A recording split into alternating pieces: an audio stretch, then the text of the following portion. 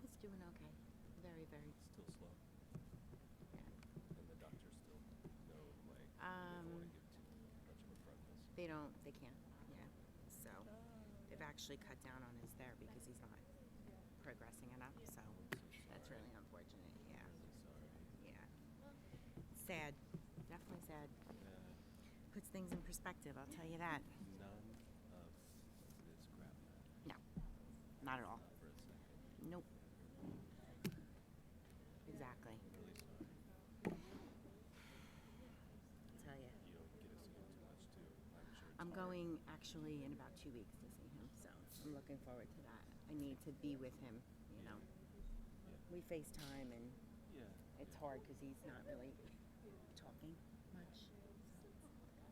A little bit that he's saying is a little easier to understand, but He's getting there. he's a guy who was vibrant. I mean, vibrant. So this is tough. Definitely depressed. So.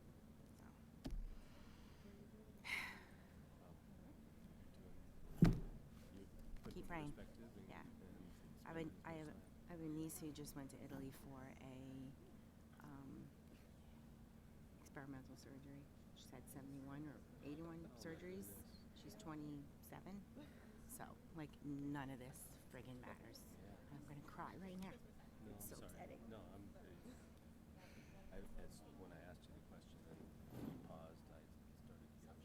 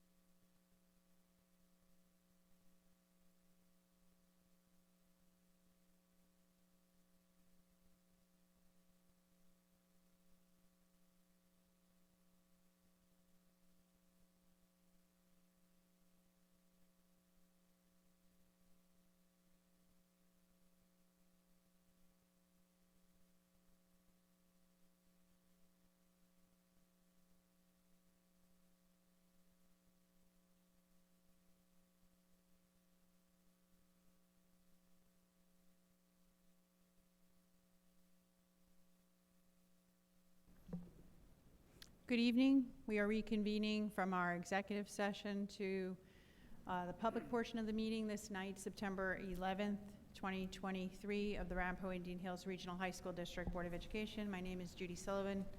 I'm the president of the Board of Education. Can I have the board president's announcement read by the board secretary, Ms. Sino? Oh, you can do the roll call first, sure. Mr. Bogdansky. Here. Mr. DeLate. Here. Ms. Amelo. Here. Ms. King. Here. Ms. Koulikortis. Here. Dr. Lorenz. Here. Ms. Mariani. Here. Ms. Anch. Here. Ms. Sullivan. Here. Ms. Sullivan, I'd like to make a motion for a moment of silence in commemoration of all those impacted by the events of September 11th, 2001. That's fine. I was actually going to address it in my board president's report, but that's fine. Okay. Anybody Second. have an objection? We don't really need to vote on that. Second.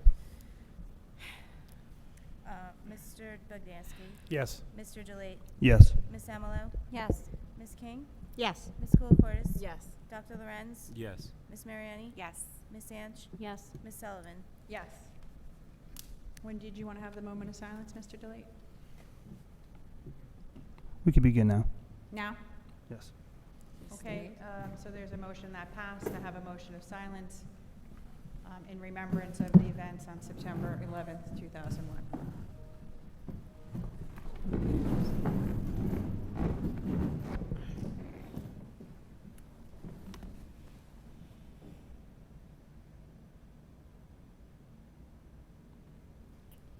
Thank you, Ms. Sullivan. Thank you. Ms. Sullivan? Okay, we need to do the Pledge of Allegiance. Yeah, that's what I was Or gonna do you want to do the announcement first? What's your Pledge pleasure? of Allegiance is missing. Pledge of Allegiance first. Here we go again. I pledge allegiance to the flag of the United States of America and to the republic for which it stands, one nation, under God, indivisible, with liberty and justice for all. I will now do the board president's announcement. Okay, now, Miss Eno. The New Jersey Open Public Meetings Law was enacted to ensure the rights of the public to have advance notice of and to attend meetings of public bodies at which any business affecting their interest is discussed or acted upon. In accordance with the provisions of this act, the Business Administrator Board Secretary has caused notice of this meeting to be published by having the date, time, and place thereof posted in accordance with NJSA 10:4-8B and guidance from the New Jersey Department of Community Affairs, Division of Local Government Services. In addition, please be aware that employees of the school district retain the right of privacy. That's, What isn't happened? that part of public comments? I'm sorry? Retain the right of privacy and shall retain all rights regarding defamation and slander Yes. according to the laws of New Jersey. Do you want me to finish it for you, No, Ms. I'll Eno? finish it. The board shall not be held liable for comments made by members of the public, and in order to protect the privacy rights of employees in the district, the board shall not respond to statements made by the public of or about district employees. Thank you so much. That leads me to our board president's report. First, I want to welcome our student representatives. New for the year, we have Sophia Del Buno from Ramapo High School, Cassandra Heinsohn from Indian Hills, and then we have our alternate, Michaela Chamberlain, who will be sworn in, I think, at the next meeting that we have.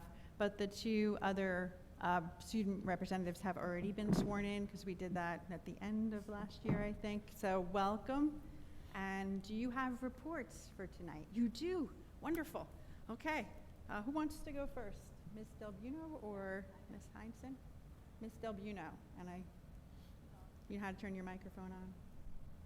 It might already be on. Let's see.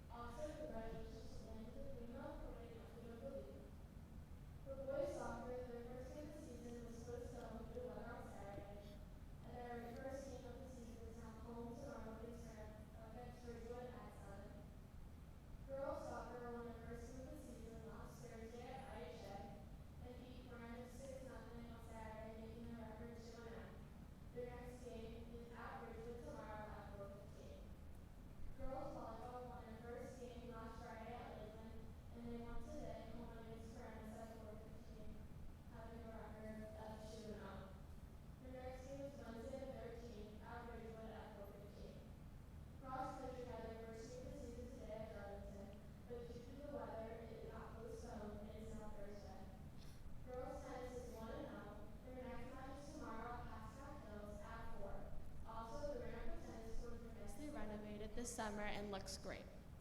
Gymnastics have their first match home at Hills on Thursday the 14th at 4:30 against Montville. For student life and extracurricular, Ramapo High School Gold Mask Drama Club hosted their first general meeting on Friday, September 8th in the auditorium. The Ramapo Movie Club is back, and their first meeting of the year is Wednesday, September 13th at 3 p.m. in room 111. The Interact Club will have a brief interest meeting after school tomorrow in the library classroom. For student life, get some new gear to wear for Ramapo's Green and White Fridays. Orders are due by Sunday, September 17th, and the link is on Schoology. Senior shirt orders are also due Sunday, September 17th. Picture Day for freshmen, sophomores, and juniors is Wednesday, September 27th. Freshmen and sophomores had their meetings on the 8th, and juniors and seniors had their class meeting today. Ramapo's Back to School Night is September 21st at 7 p.m., and the fitness center will be open starting tomorrow, Tuesday the 12th, after school at 3 p.m. The MindSpeak essay competition is back, and the deadline is 11:59 p.m. October 10th. See guidance for any questions and for more information. The schedule change window for adding and dropping courses has opened on last Friday. At this time, students can submit a schedule change request to their assigned school counselor for review for a schedule change. And the community service fair is Friday the 22nd during the school day in the media center. And for student government, our first student government meeting is tomorrow after school, and followed by our first building administration meeting on the 14th. And on the 27th, it's our first joint meeting with the Hills and the rest of administration. And our first APTS meeting is also tomorrow at 7 p.m. in the auditorium, and we encourage all parents and even students to come and support. Lastly, we would like to express our wishes for those who celebrate Rosh Hashanah and Yom Kippur, and for any of those who will be celebrating the Prophet's birthday on the 27th. I just want to add how great the start of the school year has been, so thank you. Thank you so much. That was wonderful. Hi, I'm Cassie Hinton, the Board of Education representative for Indian Hills. I look forward to speaking about what's happening at Hills during my last year of high school. So in terms of sports, the fall season got off to a wet start this past weekend, but it did not dampen our school spirit. Students came out for the football game on Friday night against Fairlawn, ready to cheer on the team. The rain did delay the game, but there was plenty to do while waiting. PAC had Chick-fil-A meal deals for sale and merchandise tables selling Indian Hills Braves gear. Also, the new athletic field lights were super cool. Everyone was very impressed with the blue pole accents. The cheer team was out in full force, regardless of the weather. With a larger roster this year, the team was excited to showcase their skills. The turf was a little slippery on Friday night, so there was no halftime show, but the cheer team did give a little glimpse of their acrobatic abilities on the track to keep the fans entertained. The cross-country team picked up where they left off last year. Boys cross-country won their season opener at Darlington Park on Saturday. They bested 17 teams from all over Bergen County to come out on top. The varsity girls team finished third overall out of 14 teams, and the freshman boys also finished first in their race with an almost perfect score. Also, the girls' volleyball season has a ton of hype around it this year. Coming off a very solid first season from Coach LaBarbiera, things got even better when the team added a New Jersey Hall of Fame coach to the staff. The girls' tennis team is waiting to get their new tennis courts. The hope is to have the courts done by the end of this week. The varsity team is looking to build on the success they experienced last season as Coach Dunbar and Coach Buccino continue to develop players. The gymnastics team headed off for their first match today at Passaic Valley High School. The girls are very excited to compete in their new leotards. And returning all-county gymnasts Lindsay Thompson and Carlin Fatuva will lead the team into the fall as they look to build off last year's success. The boys' soccer season also started off with bad weather and an early end to their home opener, but the rain will not spoil the excitement that surrounds this season. Last season saw many players injured early, which impacted the team, but with healthy players and a great preseason behind them, the team is ready to get going. Lastly, the girls' soccer team brings with it the most exciting news this season. With a new coach and 11 new players, the future is bright. Unfortunately, their home opener was 1 minute into play before being shut down due to a lightning detector, but the players are excited nonetheless for their season to start up. And then for student life and extracurriculars, our senior ambassadors recently gave the incoming freshmen a tour of the school, along with advice on academics, clubs, and sports. They will be meeting with them once a month to check up on them and assist them with any questions or issues they're facing as new high schoolers. And then for clubs, many of our clubs have been meeting this past week, including DECA, ACDEC, Varsity Club, Love Letters, Asian Appreciation Club, and much more. The Indian Hills Theater Company is beginning to plan its fall production with an interest meeting on Thursday. And the Interact Club kicked off the year with an Italian ice sale fundraiser on Thursday. And in November, Interact will be also running a food drive and a veterans drive. And then for guidance, the school counselors will be meeting their new freshman students and are reconnecting with their upperclassmen students this week about colleges. So senior meetings are taking place to set up the students for a successful post-secondary/college planning process. And AP registration opens this week for AP students to register for their AP exams that take place this spring. And the schedule add and drop is taking place until September 23rd for electives and September 30th for level changes. And then lastly, for student government, currently our student council is working on putting together a fall pep rally. We plan to have our first freshman delegate meeting at the end of September. Our freshman officer elections and our alternate Board of Education representative elections will be held on Friday, September 29th. And we plan to hold our regular elections on Wednesday, May 29th. And we're currently looking into planning more fundraisers throughout the year, like a car wash, a blood drive, a movie night in the spring, a trivia night, a talent show, and even a student versus teacher basketball game in February and March. Thank you. Thank you so much. That leads to the rest of my board president's report, which is rather short.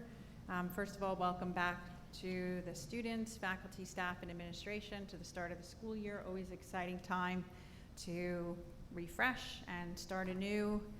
And welcome. I hear everything's going very well.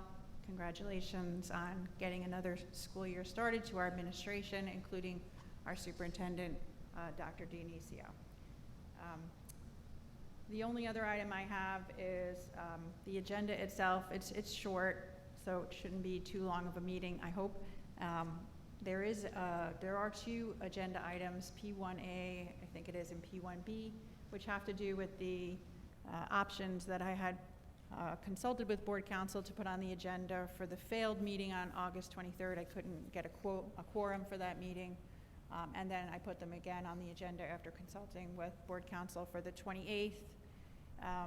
There have been some emails internally about whether or not some board members felt that they should be on the agenda or not. If the board feels it's necessary, I can make an oral motion to untable those motions. What had happened was the board voted yes to look for an interim superintendent, but voted to table looking for an internal person to fill that candidate if we had that position, if we had anyone internally, and also voted to table the option to hire a search firm to assist the board in either looking for an interim or a permanent superintendent. They were tabled. After consulting with board counsel, I did put them back on the agenda because they should be raised at the next session.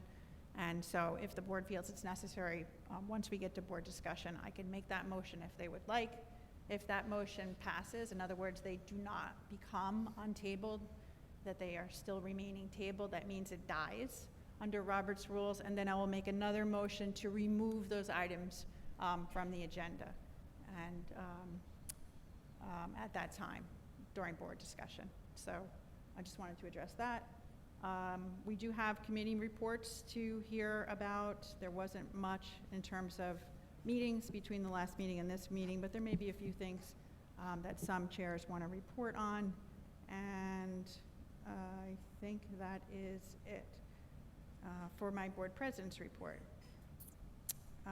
That leads us to the superintendent's report, Dr. Dionisio. Good evening, everyone. First off, today as we gather as a community to commemorate the 22nd anniversary of the tragic events of September 11th, 2001, remains etched in our collective memory as a day of profound loss and unparalleled heroism. We remember the brave first responders who selflessly rushed into danger, the innocent victims who lost their lives, and the families who continue to carry the weight of that day in their hearts. Let us reflect on the resilience and unity that emerged from the ashes of 9/11. It is a testament to the strength of our nation and the enduring spirit of its people. Let us also express our gratitude to the heroes who demonstrated unwavering courage in the face of adversity. Thank you for your participation in the moment of reflection and remembrance this evening. Together, let us stand strong as a community and as a nation. I'm pleased to welcome you all back to our first Board of Education meeting starting off the school year. I'm also especially happy to see our students back on stage with us who represent everything that we do each and every year. I'm glad to hear that the start of the school year has been very positive for you. I wish you all a wonderful school year, and thank you for your dedication and commitment to the Board of Education and to our high schools. So thank you for being here. I have several updates this evening. First, I would like to present to the board a document that I recently shared on news that I received from the Department of Education late Friday afternoon as it relates to NJQSAC. NJQSAC stands for the New Jersey Quality Single Accountability Continuum Review. That's a really long way of saying it's the Department of Education that audits each school district every 3 years and does a review of 5 different areas for NJQSAC, what are called district performance reviews. It's essentially an assessment of how the school district is doing across 5 categories. Those 5 categories are instruction and program, so think curriculum, and student performance. We have fiscal management, we have governance, we have operations, and we have personnel. So the completed NJQSAC county office review occurred in the 2022-2023 school year, where there were several visits from the Department of Education that met with key members of our district level administrative team over the course of several half days and full days. There was a lot of work that the district administration and our support staff did a tremendous job on in order to be able to prepare for the NJQSAC review.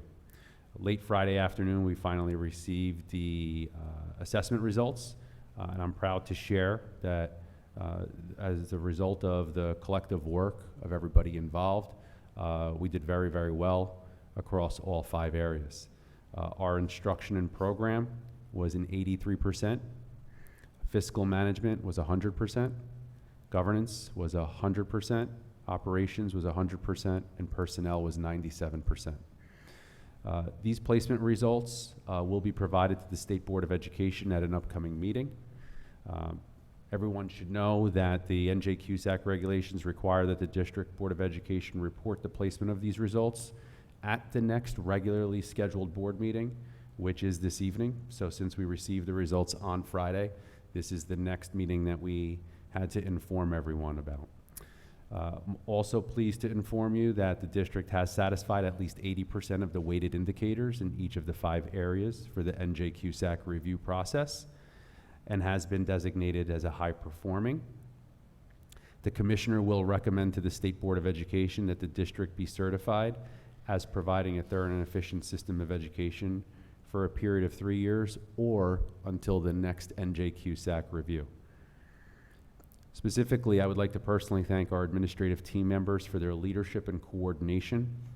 They helped make the NJQSAC review process a huge success for this district. There was an incredible amount of work that goes into preparing in order to demonstrate the effectiveness across all of the district performance indicators as outlined in the regulations for the state of New Jersey. I would also like to take a moment to commend the tireless efforts and dedication of all of our district office support staff, all of the assistance from our faculty and staff across the district who made this possible. Without these talented and committed team members, the results and the success would not come to fruition. These results are a testament to the amazing faculty and staff that we have working here in Ramapo Indian Hills who made these outcomes possible. As I shift gears here, I'd like to just talk a little bit about some of the key events that have occurred over the past several weeks since the last board meeting on August 28th. First, we had new staff orientation, where the efforts to integrate our new staff members into our educational community have been met with success. New staff orientation programs ensured a smooth onboarding process, and we're delighted to welcome talented educators and professionals to our team. We also had our leadership retreat, which involved approximately 25 members of our leadership team, provided an opportunity for our administrators to collaborate, to strategize, and to align our goals for the upcoming school year. And this event has set a strong foundation for our leadership team's collective vision. We had professional development days for our entire faculty and staff on September 1st and September 5th. These professional development sessions set the stage for a year of growth and innovation. And then we had our convocation ceremony, which was a heartwarming event, an opportunity to rekindle our sense of purpose and unity as an educational school district. Our first days of school, as you all have heard from our students, were met with and filled with excitement. We witnessed bright eyes and eager faces coming in to kick off a new school year, and we're excited for what that will bring for our students educationally in our classroom, in athletics, theater, and all of our clubs and activities. Our construction projects, ongoing construction, continues to address our facility needs. We're making steady progress on time in enhancing our school's infrastructure. And the activities, athletics and clubs, full swing, and we have a lot of energy and enthusiasm throughout our school district, so we're really excited for what the year brings. Thank you for everybody's support as we ended up getting off to a really great start, and I wish everyone a strong school year. So that concludes the superintendent's report. Thank you. I just had a quick question. The scores were 82 on instruction and program, 100% on fiscal management, 100% on governance, and I had written down, you said 100% on operations? Correct. It's 83 on instruction program. Fiscal is 100, governance 100, operations 100, and personnel is 97. 97. Okay, so this report here, there's typos on the ones that we got from, oh, the cover letter is different? So the cover letter from the county has different numbers than the chart. I just looked at the chart. I pulled from the cover letter. Yeah, so what should we rely on? Let me just take a quick look. Which numbers are you looking at? I was looking in the Excel spreadsheet that you just For which circulated. category? Which? Operations says 76%.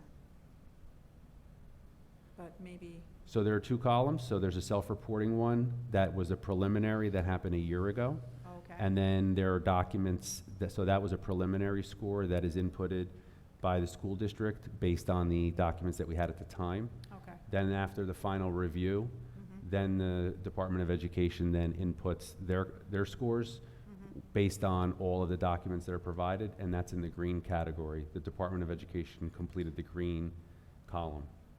I see. So that's where you'll see the 100. I see. So that's the final score, Gotcha. because that's the most those are the most up-to-date documents see. based Okay. on the regulations, Got it. Okay, thank you.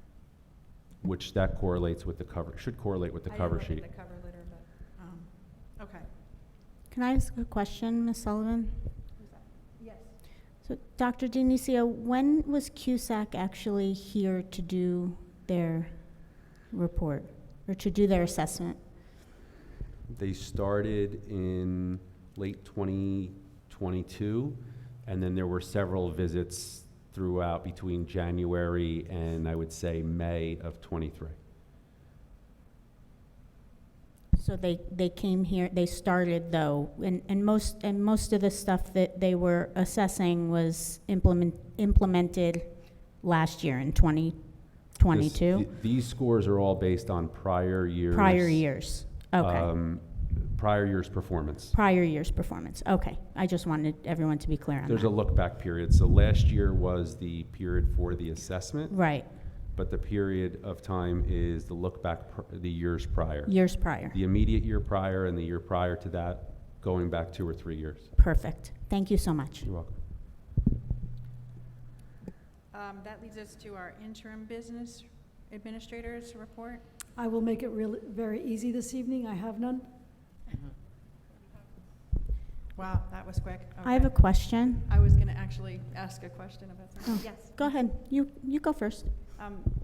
So I just have a procedural question, Ms. Zeno. There was a matter that we did not address in executive. I wasn't sure if any board members had questions about that. It had to do with litigation. I'm not sure how to proceed.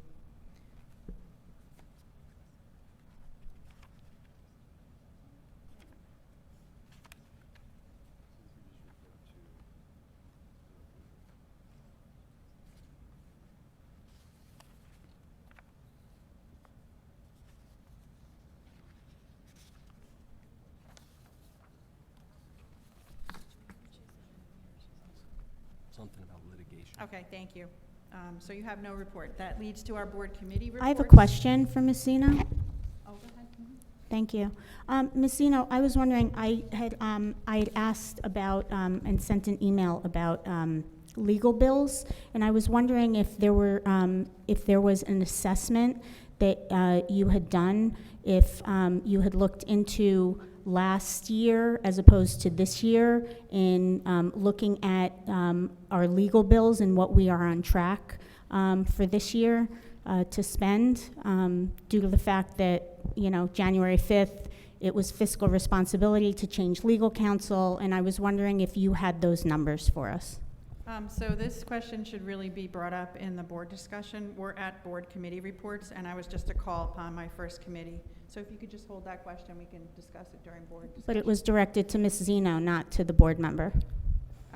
So the first committee is arts, athletics, extracurriculars, and communications. Ms. Mariani, do you I'd have like a to make a report? motion, please.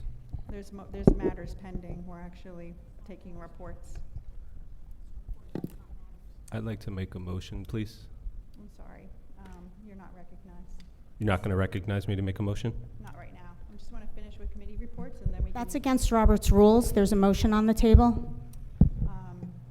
So go ahead, Ms. Marianne. Do you have a report? The AAEC committee has not met yet. We will Point of meet- order. There's a motion on the table. We are not in the middle of any other motion, so a motion takes precedence according to Robert's rules. Go ahead, Ms. Marianne. Our next meeting will be on the 26th. Thank you. Education and personnel, Mr. Bogdansky, do you have a report? I do not have a report. We meet on Wednesday. This Wednesday. Correct. Okay, thank you. Ms. Amelo, finance and facilities.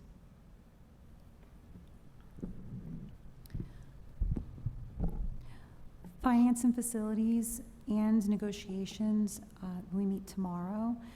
But I would like to say that one thing about facilities, we completed our Board of Ed facilities tours.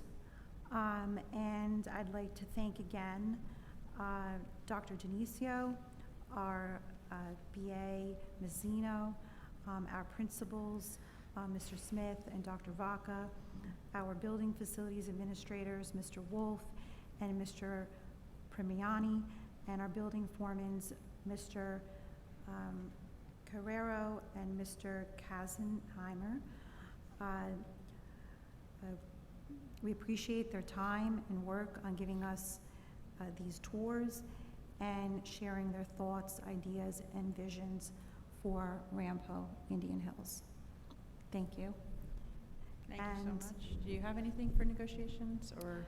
Negotiations, like I said, we have a committee meeting tomorrow, but we had our first negotiations meeting with the RAHSA last week, and it went well, and we are looking forward to meeting with them again next month. Okay, thank you so much. That leads our policy chair, Ms. Ange. Do you have a report? There's no update. The next policy meeting is this Thursday, September 14th. Thank you so much. Ms. Sullivan, I'd like to make a motion, please. What is the nature of your motion, Dr. Lorenz? I'm going to make the motion right now. Okay. So I don't make this motion lightly. Please do not construe this as being something that I haven't pondered. I just think we've gone too far down this road. Mm-hmm. So I'd like to make a motion to remove Ms. Sullivan as board president. I'm going to read my resolution and pass it out. Be it resolved that Judy Sullivan should be removed as president of the Ramapo Indian Hills Board of Education for the following non-exhaustive list, which includes but is not limited to public admonishment and evaluation of superintendent and administration, use of board letterhead for public statement without receiving board approval and without questions being posed to initiate a response, silencing board members during discussion in violation of Robert's rules, and excessively seeking legal advice without board discussion, resulting in an impending $500,000 yearly legal bill. Second. So your motion is not recognized because under Robert's rules, I'm entitled to a trial and a hearing, and so the motion's not recognized. That is not the That is case. not Our true. policy does not state that. That is not true. This is not a court of law. Can I have a motion to open for public comment? No. Excuse me. Point of order. You are not correct in your assessment. Our policy allows for us to remove you. He has stated the motion. It has a second. We must hold a vote. If you want to discuss it, we can discuss it. But you are not entitled to any type of trial. Our policy states that we can remove you. So the motion's not recognized? I don't think you have that authority. It's under Robert's rules. Where? I can call a recess and research it. There's a motion on the table. When there's a motion on the table, we need to vote. It's not recognized. I'm sorry. You don't have that authority according to our policy, and I'd like Ms. Zeno to weigh in on this, please. Ms. Zeno is not the parliamentarian for the meeting, and I can call a recess. if You wanna do the cannot research. make that assessment. This is against you, okay? You do not have the authority to assess that. It needs to go to another party. Can I have a motion to open for public comment? There's Point a of order, motion there on is a the motion table. on the table that needs to be addressed. You must address the motion. That is according to Robert's rules. It says in the motion, in Robert's rules, that I'm entitled to a hearing, I'm entitled to have the charges brought back to me, I'm entitled to have a process that can be heard. You can't just do it. This is on not a weekend. trial. You can do that This is after. a motion, a discussion, and a vote. You can file a grievance with the county superintendent or the state superintendent. You're more than welcome to do that. You can ask for emergent relief. As of right now, there's a motion on the table. We must take a vote. I'm not recognized. You don't have the authority to do that. This is against you. Someone else must make the decision. Sorry, but what is the Robert's Rules section that you rely upon for removing the president or any officer? What's the section? Our policy Our allows policy. for you to be, board president to be removed. I'm sorry, I know we went through this a couple of years ago when you tried to threaten to remove another board president, and there is a policy, there's a hearing that I'm entitled to. That's not true. That's not true. Yes, it is. There's a motion on the table. That's been seconded. Ms. Zeno, can you please? A president or vice president, I'm going to read the policy. I'm going to call for a recess. Board policy, there's a Recess. motion on the I table. have to Ms. research Zeno, this. I have to research this under Robert's Rules. there is a motion on the table. Sorry. 0152 board officers. A president or vice president who refuses to perform a duty imposed upon him or her by law may be removed by a majority vote of the board members present and constituting a quorum. In the event the office of president or vice president shall become vacant, the board shall, within 30 days thereafter, fill the vacancy for the unexpired term. It is the same thing that is put in state statute. You do not have the authority to rule on yourself. There is a motion on the table. I'd like to call a vote.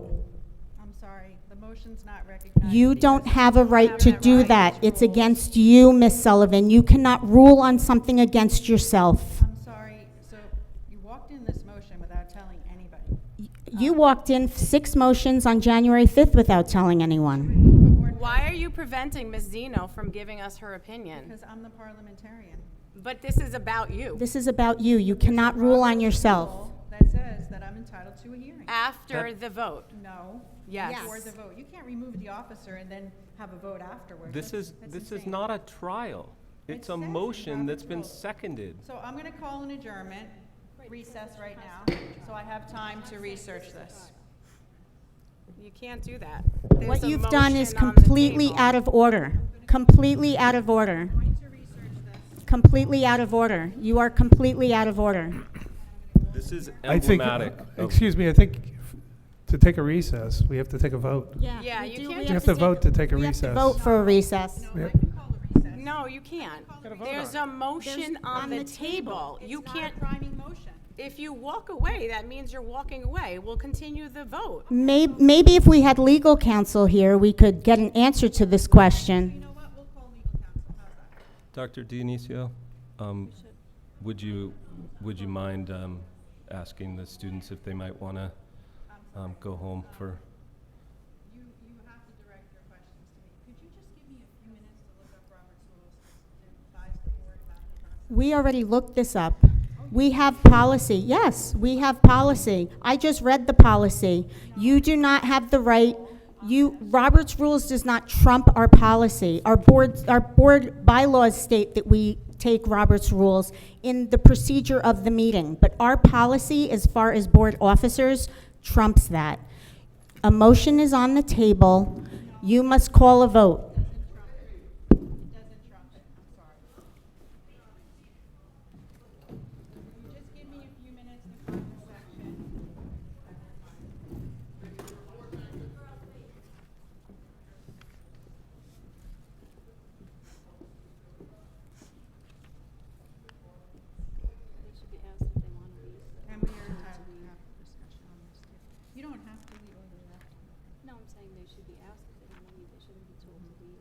How do you know they didn't want to leave?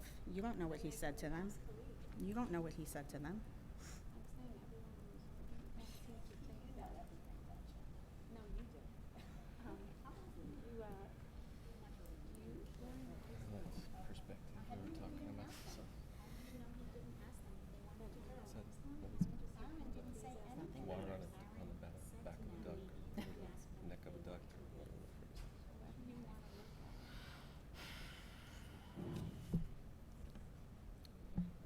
There's a motion on the table. Aren't we going to vote? No. Can we call a vote? We can have discussion. So let's have discussion. I'm looking up the rule because you just totally ambushed me here. I thought you said that it wasn't recognized, so now we can have discussion? Oh, now we can, I'm she just trying said not we to can have discuss it. discussion. I would like for Ms. Zeno to opine. I'm sorry, she's not the parliamentarian, and it's really unfair. She's the BA. This is something So that again, should you're go- muzzling people. This should go before board council. I'm gonna call a recess. This is a pretty serious thing to remove. There's a the board motion council. on the table. There's You a motion. can't call You a recess. can't call a recess without first finishing the motion. But we can have discussion on the motion if it's recognized, but I need to actually research this to make sure we're doing it the right way. Why don't we ask Ms. Zeno to give us her opinion? I'm gonna call board council. I think we need to get advice on this.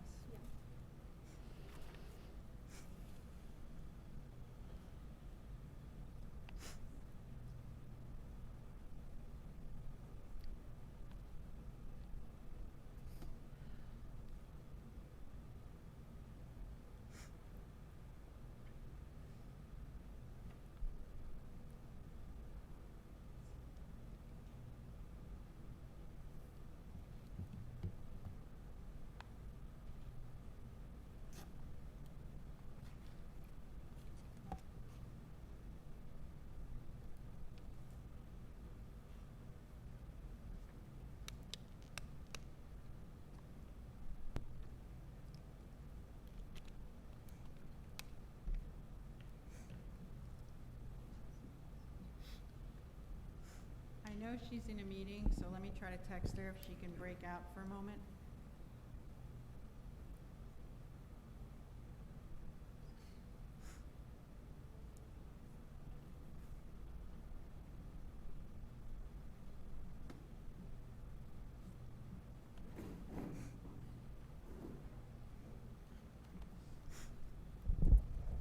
I just want to read 62.3. The chair must recognize any member who seeks the floor while entitled to it. Aaron made a motion. You must recognize the motion. The motion was seconded. The chair cannot hurry through the proceedings so quickly as to deprive the member of their rights to debate and to introduce secondary motions. I believe that that's what you're doing right now, This Miss. is a very serious motion. Well, we know it's very serious, make and sure that you have, Appropriate guidance from board council. at the end of the day, this is a motion against you. You are in no way, shape, or form able to rule about a motion, rule about a motion about yourself. You are unable to get in touch with board council. I think the I am next just- person to do this is Ms. Zeno. If you could just give me a few moments to reach her, just a reasonable amount of time. It's a pretty serious motion. There's another person I could call as well. There is a motion on the table with a second. We need It's to pretty take a vote. serious- It's a serious We don't- motion we that, don't- that requires discussion. And if that's appropriate for me to recognize, I don't think it's appropriate for me to recognize because I think that you have entitled to a hearing. After you're the chair, incorrect. Aaron, after the chair makes a ruling, any member who disagrees with it may move an appeal. If you could just give me a moment, because, Do you want to borrow my book? no, I have it here. I'm just going to, I think I'm getting closer. If the appeal is seconded, the chair must state the question on it, clearly explain the exact parliamentary question, and allow permissible debate. Would you like me to appeal it for you, Aaron? So I'm looking at Robert's I can't believe this is Rules, happening in real time. Section 62, removal from office. And it says, these are the procedures.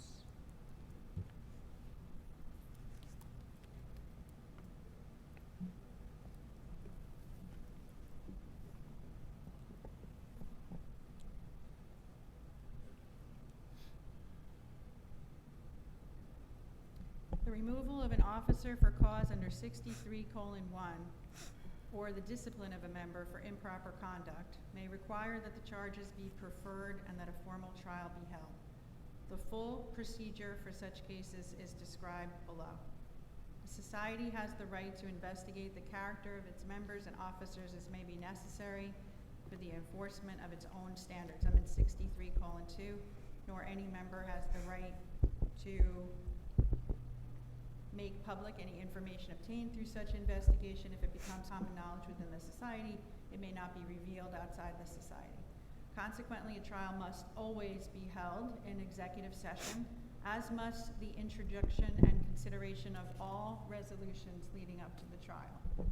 If after the trial a member is expelled or an officer is removed from office, this is 63:6, the society then has a right to disclose that fact, circulating it only to the extent required for the protection of the society or possibly of other organizations. So 63:4 talks about what you have to prove in the disciplinary matter, and Ms. Sullivan? what you have to prove, I'm sorry, I have the floor. 63:5 says, a member or officer has the right that allegations against his good name shall not be made except by charges brought on reasonable grounds. If thus accused, he has the right to due process, that is, to be informed of the charges, given time to prepare his defense, appear and defend himself, and be fairly treated. If the member is guilty of a serious offense and knows that other members are in possession of these facts, they may wish to actually quit instead of being voted out. When the good of the society appears to demand the departure of the offender, that can also happen. There's steps in a fair disciplinary process, which are set forth in 63:7. Most ordinary societies should never have to hold a formal trial, et cetera, et cetera. For the protection both of the board and its members, the basic steps which must be made are those elements of a fair disciplinary process. Any special procedures should be built essentially around them. The steps must be followed in the absence of such provisions. As set forth, they are a confidential investigation by a committee, a report of the committee, a referral of the charges if warranted, formal notification of the accused, and a trial, and then the Assembly's review of a trial committee's findings. This should all be done confidentially under 63:8. So those are the rules that have a procedure for me for a fair disciplinary process. Ms. Sullivan, but what you're neglecting to do is reading removal from office, 62:16, which all comes before what you read. Okay. Except as the bylaws may provide otherwise,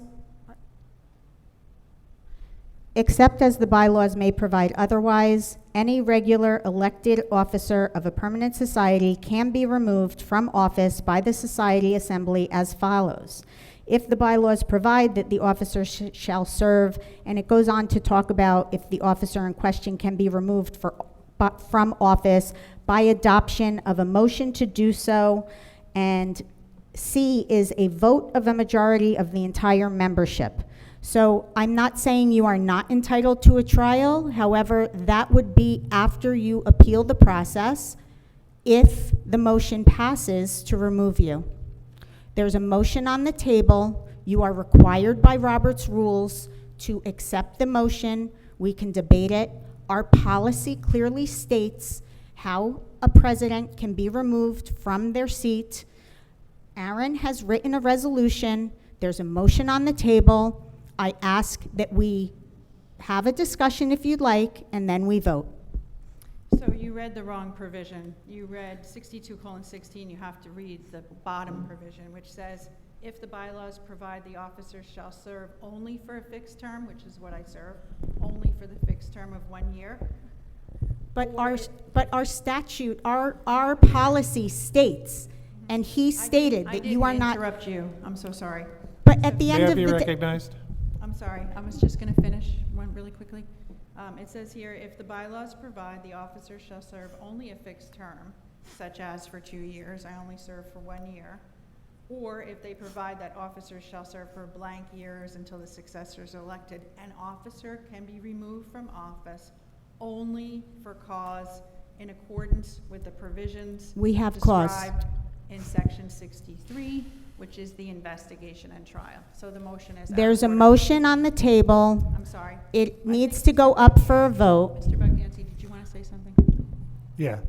It's my understanding that if there's a motion on the table and it's seconded, you have to vote. I'm sorry, but the motion's out of order because according to You Robert's must rules- recognize, that. you must Robert's rules, recognize the Our policy motion. states that we have a fixed term. She has a fixed term of 1 year. There's a motion that's been seconded. There's a policy Can I- on our books. Can I just, looking at can the I just say something It's right quickly here. to the people that here, are right watching here. at You want me to- home I and highlighted to the it for people you. that are in this room? This is precisely Okay. the circus So why don't that we do we're this? trying to Would you agree avoid. to table the motion until I'm able to? No. get in touch with Absolutely board not. counsel? There's a motion on the table. Because it Let says right Mrs. here. Zeno opine, since you shouldn't It's be the against one. Robert's rules. Against Robert's What's- rules, right Not here. against Robert's It rules. is. I Not 100% against appeal what you're saying, and I'd like someone else to rule on If she has a it. fixed term in the policy, which she has. I do in not our agree policy- with what she is saying. Policy Let her 0152. If you can't get in touch with the attorney, the next person to ask is Miss Zeno. Well, you haven't Please given her a allow chance. Miss Zeno to opine on our issue. You're not letting Did her you to not opine. say Policy You- 0152? It says right here. Okay, she has a fixed term in here. Why are you A not president allowing or the vice PA? president who refuses to perform a duty imposed upon him or her by law may be removed by a majority vote of the board members present and constituting a quorum. That's our board officers policy, 0152. And who decides who, if she There's a motion on the refuses to table. perform a duty imposed? That's your list. There's a motion on the table, You are so deciding before she has a trial. you're gonna or have a chance to anything. decide.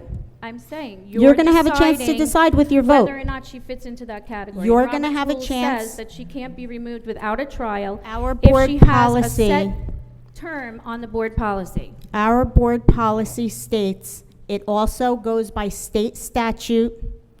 There is a motion on the table that must be addressed. Ms. Sullivan cannot opine on a motion against herself. Either Ms. Zeno opine or we vote. So the motion is out of order because Robert's Rule 62:16 requires that I have a trial and that I can only be removed for cause, and there's a You- procedure in It's section. just You not true. can't opine So on can your I have a own. motion to open for public comment? No. There's a motion on the Anybody table. want to make a motion for public? There is a comment? motion on the table that must be dealt with. Anybody? I'd like to have, So moved. I'd like to have Ms. Zeno weigh in on this, because we cannot move Can forward you just until we wait resolve the until I- motion on the it's really table. unfair I'm sorry. for her to I like to opine. make a motion to have Ms. Zeno opine. Let me try to get Dave. I'll second that. Let me get Dave, we already have a Okay, motion so on we the have table. a second. You have an incidental motion, which you're not So- trying the previous motion. Shouldn't we be taking a vote? Let me see if I can get in touch with Mr. Disler. my God. It would be helpful if you had told us you were going to do this motion so we don't inconvenience the public.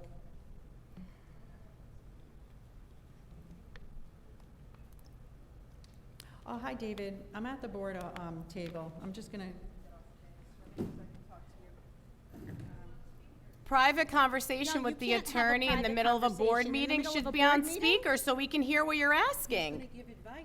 Okay, Well, we need to hear it. We're in a meeting. Pretend she's here. They want you to be honest. Yeah, absolutely.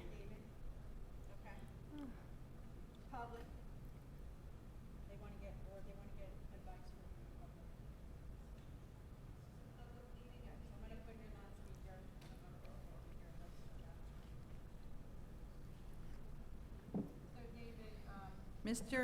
Dr. Lorenz made a motion to remove me as president. Can you hear me? Dave? Okay. We can't hear him. Oh, you didn't hear him say I can? No. Repeat that, David. Yes, I can hear you. Okay, perfect.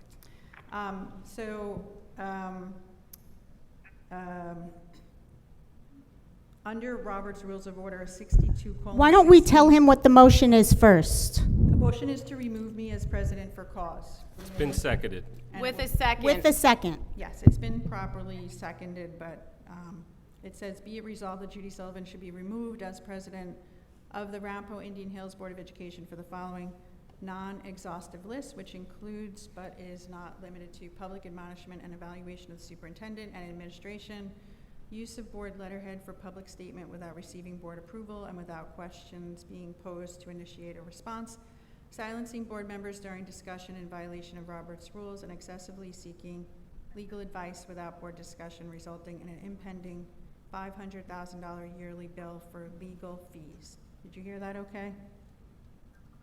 I did. Okay.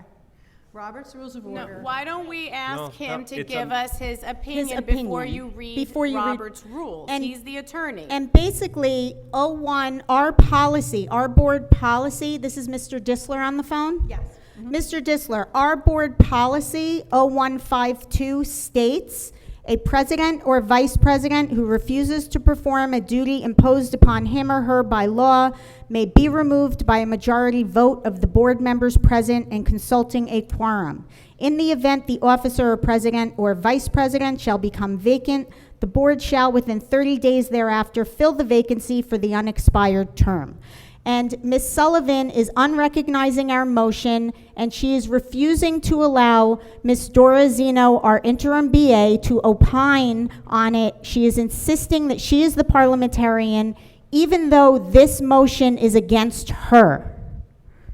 And Robert's Rules of Order 62:16. Well, you were able to cite the policy. I can cite Robert's Rules, no?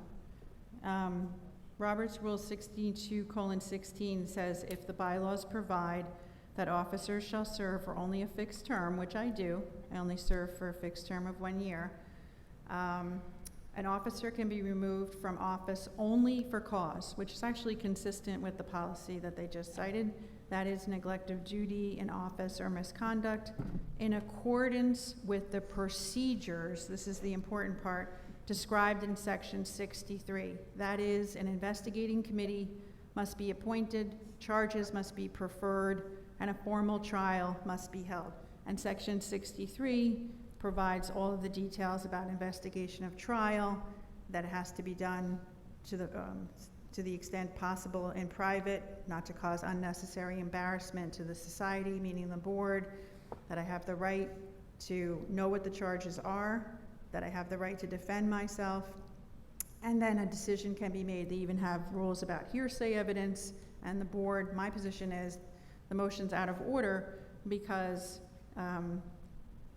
Robert's Rules of Order say it can only be removed for just cause after a trial.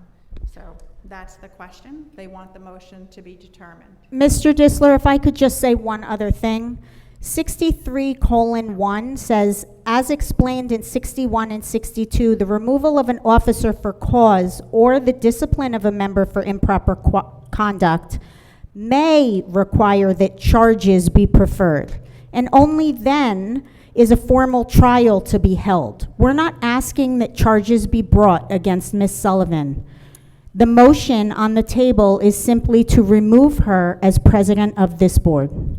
So 63:1 is the preamble to that section, which has a may provision because 62:16 says that you can use that provision as an option in the event there's not a fixed term. So the reliance on the word may is misplaced. If you go directly to 62:16, it clearly states that if you're removing an officer who has a fixed term, they can only be removed for cause, which is consistent with our policy says, and it has to be in accordance, it doesn't say may, it says in accordance with the procedures described in section 63. And it says that is an investigating committee must be appointed, charges must be preferred, and a formal trial must be held. So I take the position that the motion's not proper because It's not consistent with Robert's rules. Mr. Disler, there's a motion on the table with a second. Yes. We're supposed to vote now. Is that correct? Do you want to take some time to look at this, Mr. No, Disler? can he just answer? Let him answer. If it is okay with the board, if we can call maybe a 5 to 10 minutes recess, just so I can look into this. This is a complicated issue, and if I could just have 5 to 10 minutes, I could call the board president back on her cell phone. If you want to take a 5 to 10 minute recess, that may make sense. If I'm understanding the question correctly, can everyone hear me? Yes. Just so I'm- You're saying that you Okay. want to take a 5 to 10 minute recess so you can look into it. I think if I could just have a 5 to 10 minute recess, if the board wants to take that. If I'm understanding correctly, there is a pending motion to remove the board president for cause with charges being read, and a second, and now you're just asking for the process. No. So I understand. No charges, Mr. Disler. But it does say Just for to clarify, cause. excuse me, just to clarify, Mr. Disler, so that you're clear, there's a motion and a second on the table to remove the board president. That is all. No, that's what that motion says. I'm looking right at it, David. It says for the following non-exhaustive list.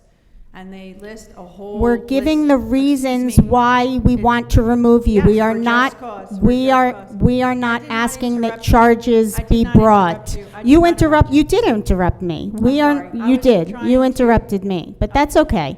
So we are not asking that, I want to make sure he's clear. We are not asking that charges be brought. We are simply asking that you be removed from office. But there is cause. a reason. They have They're this giving reasons, these just cause reasons. Go ahead, David. But Mr. Disler, if there's a motion on the table with a second, how are we going into a recess? We need to take a vote. Again, I just want to be clear, if I'm understanding everyone correctly, there is a motion to remove the board president for a list of reasons, and there's a second, and now the board is asking me to opine. One, what is the process to remove the board president, and can this vote move forward as properly noticed? Second. Am I understanding correctly? I can't hear him. You want to repeat that, David? So if I'm understanding the board's questions correctly, there is a motion to remove the board president based on a list of stated reasons, and that motion is seconded. The question the board is asking is, what is the process to remove the board president, and can they move forward with the vote as presently set forth? No. We are just asking if we can have a discussion and a subsequent vote on the motion. So, why don't you take 5 or 10 minutes, David, to look at this, and I can call a No, recess? but we're asking what his opinion is. There's a vote. He needs a few minutes to look. There's a vote, there's a motion on the table with a second. How do we go into recess when there's a pending motion on the table? Because the board council needs 5 Can minutes. council please opine, please, on that question, the question of how we go into a recess when there's a pending motion? I think someone will just make a motion right now, if we could just go into recess pending the board attorney's review of the matter. I think that would be appropriate, just because I assume this is a complicated matter and the board wants to do it correctly. If I could just have 5 to 10 minutes, just so someone can move to recess, just so the board attorney can review the matter, I think that's appropriate under the circumstances. I have no objection to 5 to 10 minutes. It's a pretty serious motion. Anyone else have an objection to the board council taking 5 to 10 minutes? No. Okay, so what time is it? It's 9:20. You'll call me back, David, in about 5 to 10 minutes? Don't we have to vote on taking a recess? I just said, does anybody have an objection? Well, I'm not That's sure, not a I'm vote. not sure that I want to go into recess. I want him to give his opinion on the pending motion. I think what he said was he needs a little time. Would you not deny him 5 to 10 minutes to remove the board president? It seems reasonable to me. If the board doesn't want to go to recess, that's fine. I still need on 5 to 10 minutes. I can jump off the phone. You can stay in public if you'd like, but it's up to the board. Either's fine. You can stay in public. I just need a few minutes just to look into this. hear him. He's asking for a few minutes. We don't have to leave. We can stay here and talk. It's not like we need to have a recess.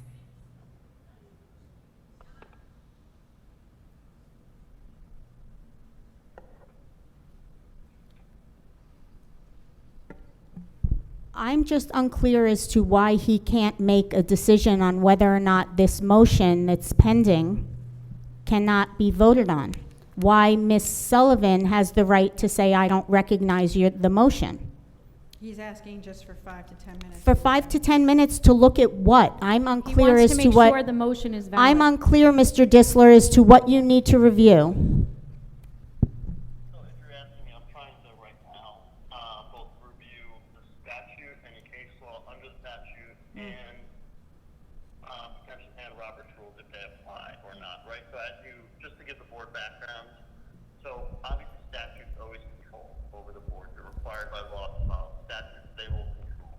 You as a board annually approve Robert's rules as when statute or your policy don't control, then you default to Robert's rules. So what I need to look at right now, because there is a challenge, right? There's the statute in place that is relatively broad about the removal of the board president. You have your policy in place that would be second in line to statute. And if those don't answer the question, then I have to move on to Robert's rules. So I'm just going to go through, I just need about, I'm hoping about 10 minutes to go through both the statute, your policies, and Robert's rules to see which would govern here. State statute and our policy are stated exactly the same. Okay, so why don't you call us back, David, when you're done with your review? We'll try to move on to something else in the agenda. We can't move on. There's a motion on the table. Pending motion, if there's a pending motion, I don't know if you can move on. So do you want to call a recess? A recess. Yeah, I know, you suggested a recess, but they don't want to do that. Or if you don't want to set, then you could just, you could just wait, right? There's no time limit for an open motion. We'll just sit here for If 10 the board minutes. wants to stay in public, that's fine. I just figured a recess made sense for everyone, but there is an open motion, so I don't know if the board can currently move forward. But I think either a recess or just wait, whatever the board prefers. But I just need time to review all this. Okay. What are we doing here? Do you want to take a recess, use the restrooms? Anything like that? Get a drink?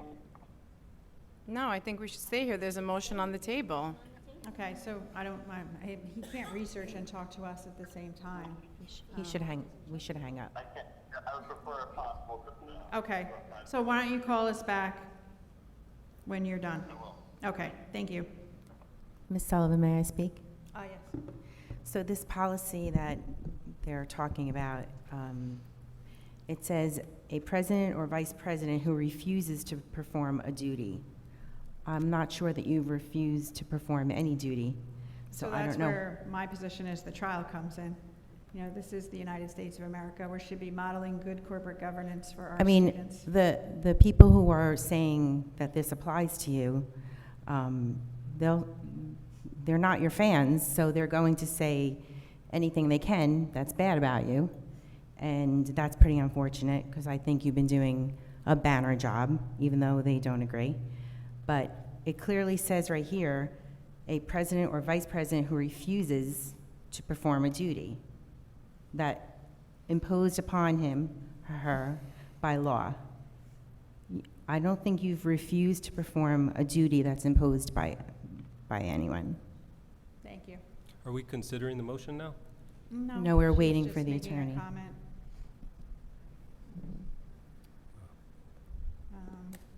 It's unfortunate because when we voted you in as We're president, either having discussion or we're not. Are we having discussion? we are having discussion. That's what we're doing right Okay, now. so answer it, so then we're considering So the we're motion. Considering the motion? If you're going to sit here and if she's going to make statements, if Ms. Mariani is going to make statements, then we're considering the motion. You're allowing her to pontificate, you're allowing her to make comments about the motion, then we must be considering it. So we've all let's been have talking, discussion. but suddenly now that I've chimed in, it's a problem.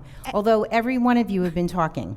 We're not talking about Yeah. the substantive I'm reading exactly. motion. I am reading exactly Policy. what you just said. But a policy. no, you're making comments on how she Well, performs forgive her me. duties. No, she's Forgive not. me. She's I making can't a help comment- myself. She's making a comment about the appropriateness of the motion. She's raising the point that there has to be just cause and there has to be some failure of duty that has to be performed. Saying you're doing a banner job is not making a Well, comment you're saying about she's your. doing a terrible job. That's not what I said. So Well, then That why is would we not what I want to said. remove her? Those words never came out So- of my mouth, Well, Doreen. I'm looking at this note that's right here in front of me, and it pretty much says that. It's not my motion. Okay, so it's Does the Dr. board- Lorenz's Then motion why that do you I'm have to looking put your 2 at cents and in? considering. And you're accusing Ms. Sullivan of some very serious things in here. Basically, she has rung up $500,000 in yearly legal bills just by herself. So So we should You're- have this conversation as a board. A motion on the table that's been seconded, then we would have it as a discussion. motion. There's no such But thing you're as a still valid motion. talking, we're still having discussion, so is it valid or it's not valid? No, they think That's they're why the commenting lawyer about needs the to rule appropriateness on of whether the it's motion. valid or not. Yes, and you're still talking. I'm not. Yes, you're always, I'm not talking about the. this is what, Does the we're board, talking in about the what we're interest talking of about. time, want to move on to anything else while we're waiting? I don't think we can. I don't think we wanna sit can, here there's a and wait motion on and- the table. We have public comment coming up. I wish we could. You don't want to discuss anything else? I wish that we could, but we have a motion on the table. So we'll wait 5 Do you minutes. want to withdraw the motion and refile it later so we can move on to other things? You've asked that already. So is that a no? It's an absolute no. Okay. Then we'll sit here and wait. It's very unfortunate. We'll sit here in silence and wait.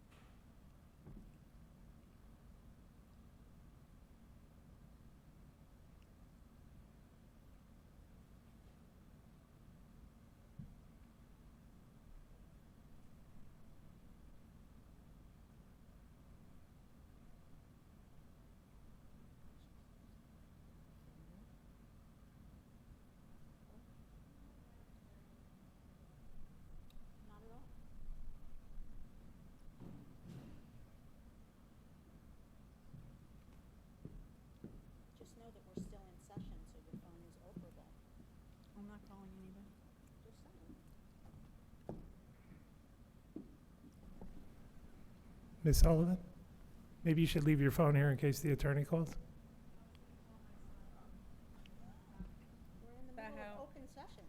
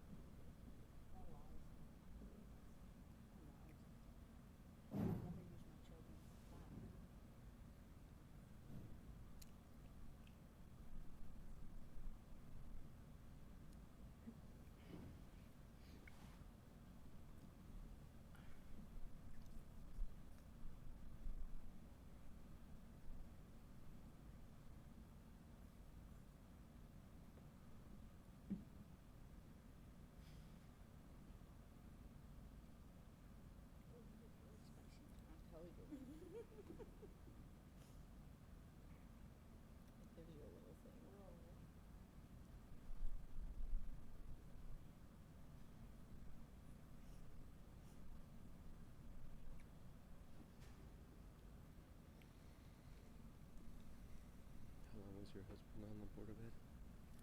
6 years. Making your nose run? I know. Seems like most of them are different than this. We got lucky. It's unfortunate. No, actually unlucky. No, I'm with you.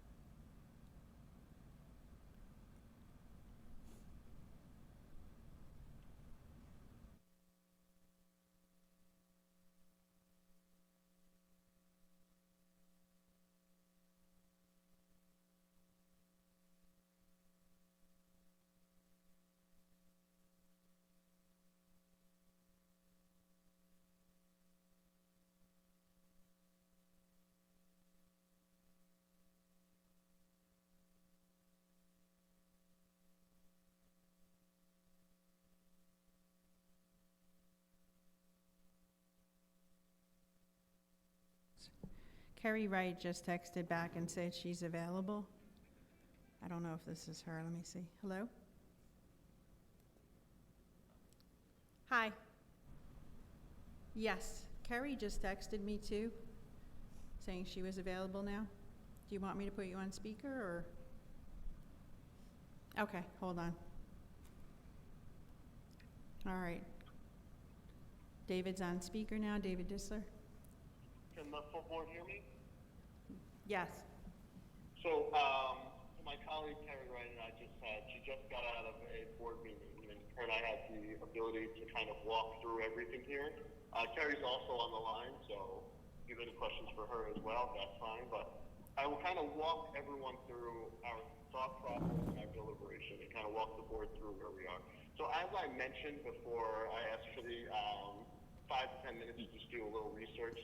The order of how board policy typically works is that, again, at your annual meeting, you as a board follow Robert's rules. By policy, you've also indicated that you will follow Robert's rules, but you do so when it doesn't conflict with your policies or the law.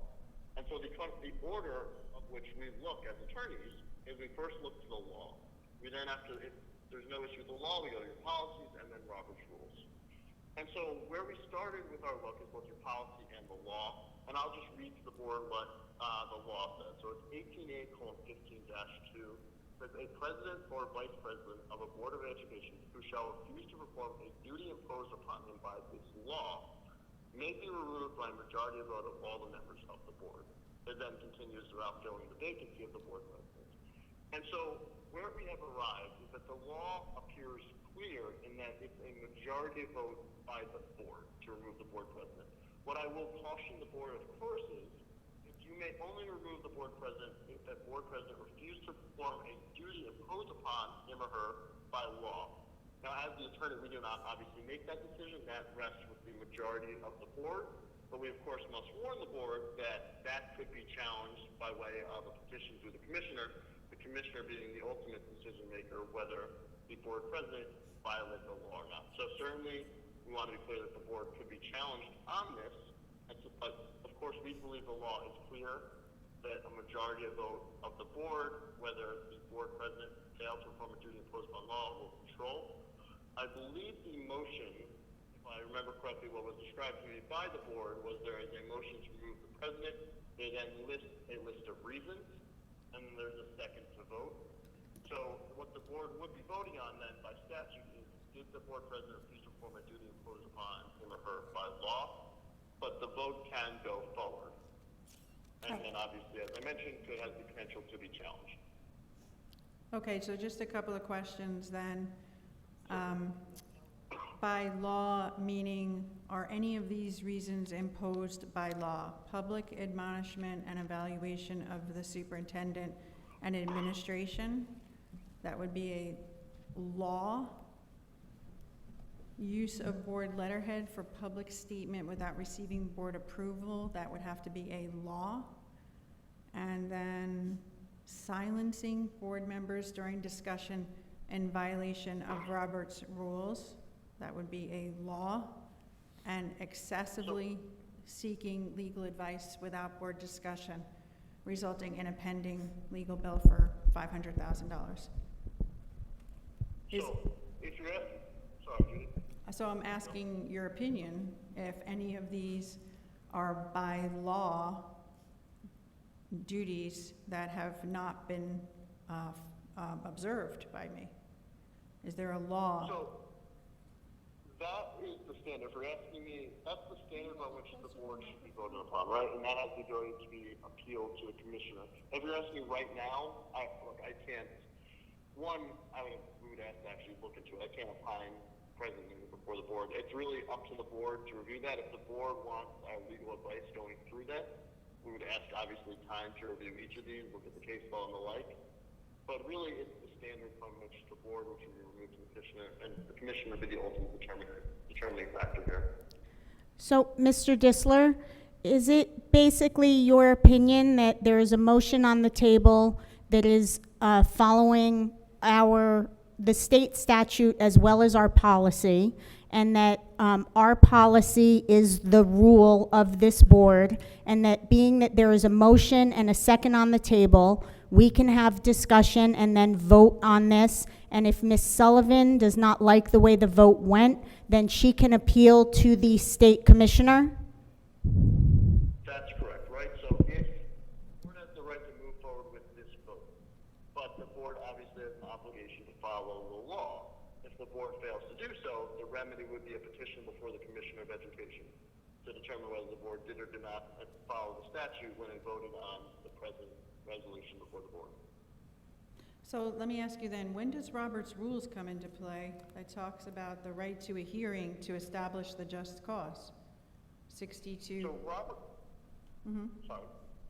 So Robert's rules come into play both by the board when the policy isn't clear or the statute isn't clear. It's similar to a regulation, right, where you first go to the statute and then you move to the regulation. Right. So in our view, the statute here is clear that it's a majority vote by the board.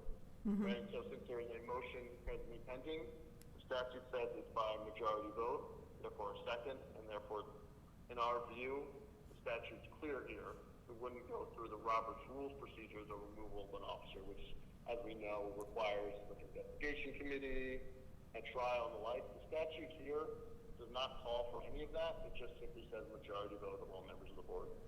So the statute says just cause. How do you establish that? Failure to perform a duty imposed by law.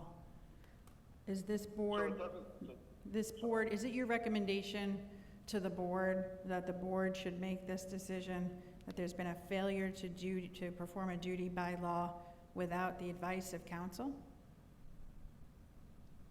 It's up to the board if they want the advice of counsel, right? They're certainly permitted to go, the board's permitted to go into executive session under the Open Public Meetings Act if they would like to kind of individually discuss this resolution, but that's on the board. If the board would like that, we're certainly willing to have that discussion.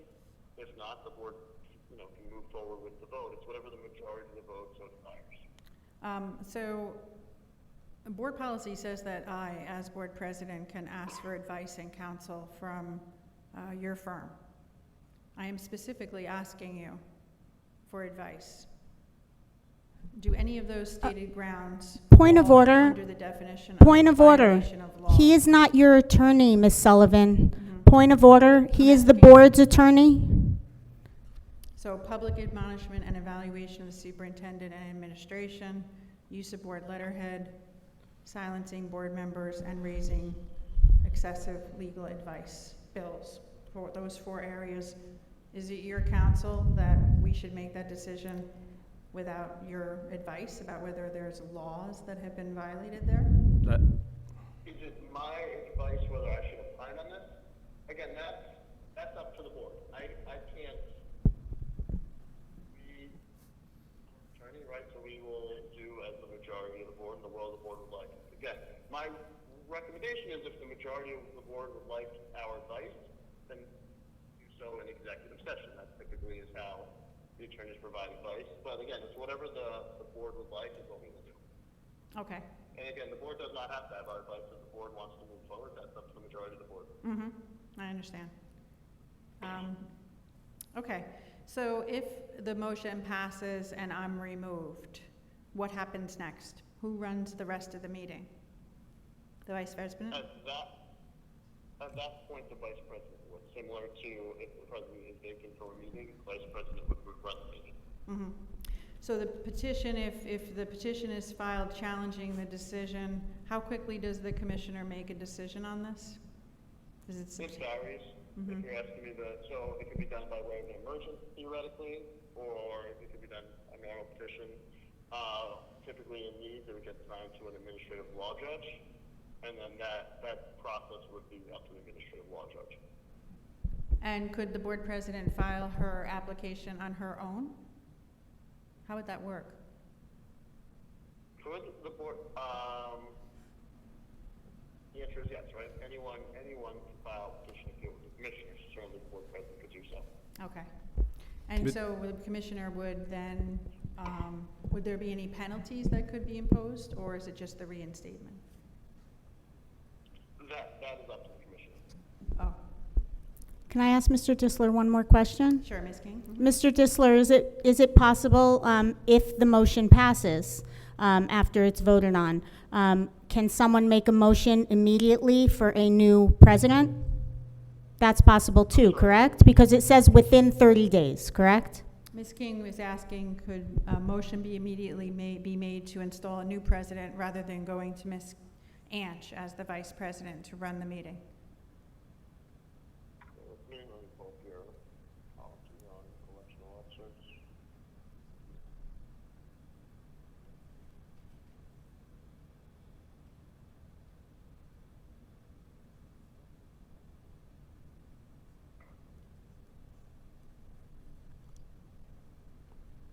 I think there probably is a policy that says that the vice president runs the meeting in the absence of the president somewhere, under duties perhaps? But it states in the policy, 0152, that the president needs to be replaced within 30 days. If the motion passes. That's what the policy says. The question before president is, can a motion be made immediately? And that's what I'm just checking the policies now.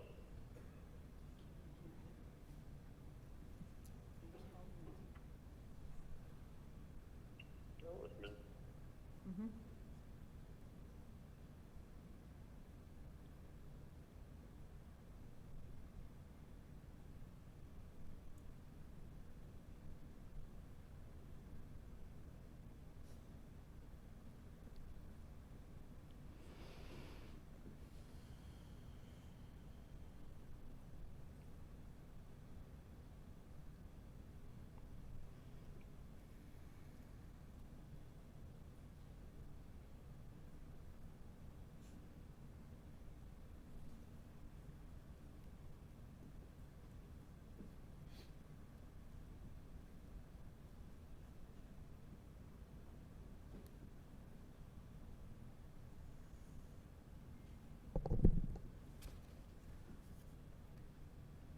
So, under your present policy, it advises that it simply just must be done within 30 days.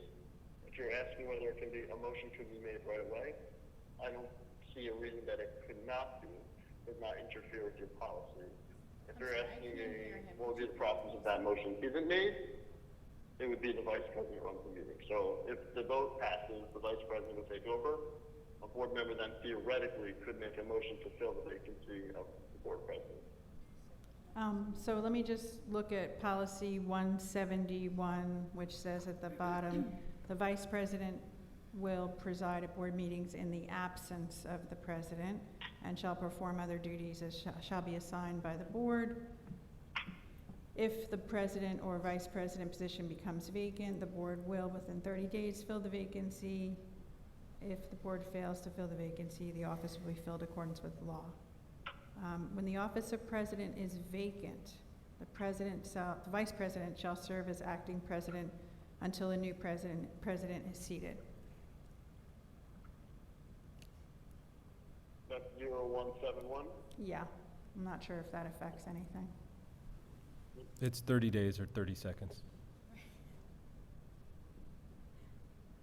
1 second. Mhm.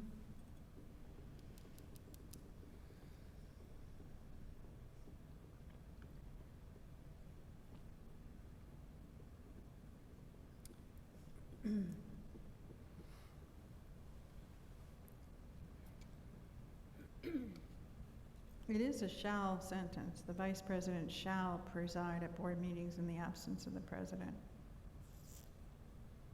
But isn't that when you miss a meeting? Don't know. Can we move ahead with the motion? I think he opined. He's just looking at this last So question. there is no question. So if you're asking me a review of your policy, it's my view that a motion could be made. So by policy, you are required to fill within 30 days, or the executive county superintendent will do so. A motion could be made at this meeting to remove the president, and if that passes, the vice president then would be seated in that role, but a motion could be made to elect a new president, at which time, if that passes, then the new president would be seated, and then the vice president would remain vice president. Okay, got it. But I didn't hear that. He said the motion can be made. The motion Can be made. Can be made. President, Mhm. Can. and the vice president what? Stays as the So- vice president. Then the president, if they vote in a new president, then the president continues to run the meeting Right. tonight. Yep. And then what happens, once it's appealed, if it's in the president's favor, then they Then- come back in? Yeah, the president gets reinstated. I'm assuming. Ms. That's Sullivan? correct. If the commissioner has the commissioner does have the ability to reverse the board. So then in that case, the commissioner has say over the full board, right? Because the board is the one that falls under the state of New Jersey, which is governed by the commissioner and the laws of the state. So yes, the commissioner's ruling will be binding on the board, obviously appealable to the appellate division and thereafter the New Jersey Supreme Court. Okay, got it. Everybody clear? Ms. Sullivan? Yes. May I ask a question of the attorney? Sure. This is Miss Mariani. So, can you hear me? It's a little, if someone can repeat it after you speak, I would appreciate it. Okay, my It's a question, little garbled. if you can repeat it. I'll repeat it for her. My question is, My question is, if these things that are on this motion if are these listed offenses are on this are motion, inaccurate, are inaccurate, it's just someone's opinion, it's just someone's opinion, does that matter? does that matter? In other words, she's pointing to the list of, So presumably the list is in the motion is the reason set forth that the board will be voting on, right? That's the resolution before the board. So there are two things, right? The board has to file the statute. So then, as I read before, shall please perform a duty imposed upon him or her by law. So that's number one for the board's consideration. And then, of course, by law, any public entity cannot make a decision that's arbitrary, capricious, and unreasonable. And so obviously if the reasoning by the board was arbitrary, capricious, and unreasonable, that also could theoretically be overturned. oh, that's a really good point. So the standard that the board will be measured upon when I file my appeal, if I lose, would be arbitrary, capricious standard. So the board should be prepared to prove that all of these items, the public admonishment and evaluation of the superintendent and administration, the use of board letterhead for public statement without receiving board approval and without questions being posed to initiate a response, silencing board members during discussion in violation of Robert's rules, and excessively seeking legal advice without board discussion, resulting in an impending $500,000 yearly bill for legal fees. So the standard of review would be if the board made this decision under an arbitrary and capricious standard. So, two things. So any vote made by the board is always judged on the arbitrary versus unreasonable standard. And of course, I also will remind the board that you do have the ability to go into executive session if you'd like to obtain attorney-client advice, right? Because under the attorney-client privilege exception, we can have this discussion in executive session as well. So I do want to give the board that option if you so like. Thank you. Any other questions for the council? My last question is, after we hang up with this phone call, are we discussing this? Can we? Yes, we're going to have discussion on the Okay. motion because the council said that Okay. the motion can be entertained. Okay. But I can stay, maybe you should stay on the phone, David, in case other questions come up. That's certainly up to if the board would like, I'm happy to do so. Okay. All right, so let's have board discussion on the motion. Does anybody want to be? I would like to speak. Heard? Ms. Mariani? Sure. Why don't you bring the phone, pass the phone down there so he can hear you in case he has questions or you have questions. And we can pass it around to whoever's talking. Hello, this is Doreen Mariani. I am not an expert on Robert's rules, but I was under the impression that the board president is in control of the meeting, and the fact that this says, hello? Hello? I can hear you. Oh, okay. I hear some background talk. I didn't know if someone realized they're going to be in public here. So I was under the impression that the board president has the right to have control of a meeting, and that when she has silenced board members, it's been because they continue to interrupt people, they continue to jump in and act as if they are the president. So I feel like she had the right to do that. Am I correct? So again, so the board president has the ability to run the meeting. There's no question about that. Whether the board president utilized that authority correctly, again, that's up for the board, right? So if you're asking, can the board president run the meeting? Yes. Can the board president do so in a way that is supposed to be orderly? Certainly correct. But whether that authority was used properly, that's for the board to decide. Okay. And then my other question is, I believe that Ms. Sullivan had the right to address the community in that letter, and I would have also assumed that the rest of the board would have been happy to know that concerns for the public were put at ease with that letter. And I believe that she was given the okay from board counsel. Is that accurate? I'm not sure what letter we're referring to. My apologies. I may not have seen it. One of my colleagues may have handled it. So my apologies. But I'm not positive on the letter being asked. Okay. So I'm on the phone as well, and I did have discussions with President Sullivan about that correspondence, and advised her that I believed it was lawful for her to send that communication. Okay. Could you repeat that? It was a little garbled, Ms. Mariani. What did she say? Can you repeat that, Ms. Wright? Sure. I had communication with President Sullivan about that correspondence and advised her that I believed it was lawful for her to send it. You believed it was okay for her to send that. Am I hearing you correctly? That is correct. You are correct. Okay. All right. Thank you very much. I'm done. I'll pass the phone over. I have a question. So, Ms. Wright, this is Helen Cool-Cordes. My question to you is, in what capacity did Ms. Sullivan ask to write that letter on Ramapo Indian Hills Board of Education letterhead representing the Ramapo Indian Hills Board of Education? She requested it in her role as the board president.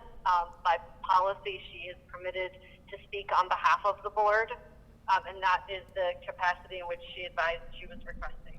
And speaking on behalf of the board without consulting the board or asking the board what our feelings were, is that speaking on behalf of the board?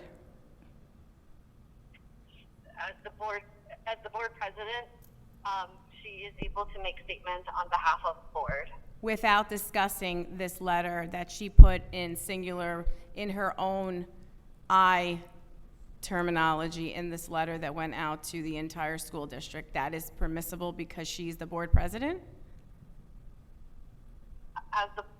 Yes, as I said, as the board president, she has the authority by your policy and by law to speak on behalf of the board.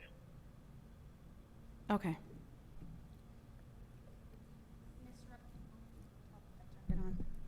Ms. Wright, this is Vivian King. Did you see the letter before it went out? Yes, I did. You saw the whole letter and the statements about $3.3 million with no citation as to where that money had come from? I did see that as well. And you were okay with the... Provided I'm sorry, go ahead. I was provided with documentation from President Sullivan about the details that went into the letter. I was not provided with the specific calculations that went behind it, but the specific that were included in the correspondence came from President Sullivan. Okay. And I don't know if I have any other questions. Thank you very much.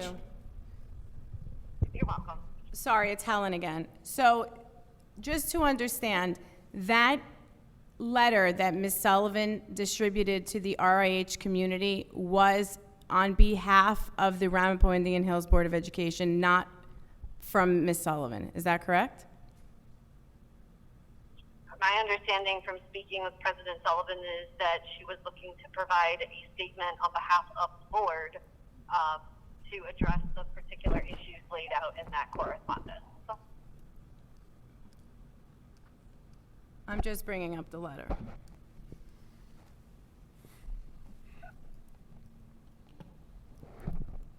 I'm sorry, are you Yeah, I'm just bringing up the letter because I'd like to know, in the letter, I believe she states that she's sending the email on behalf of herself, not the board, but I'd just like to make sure that my facts are accurate.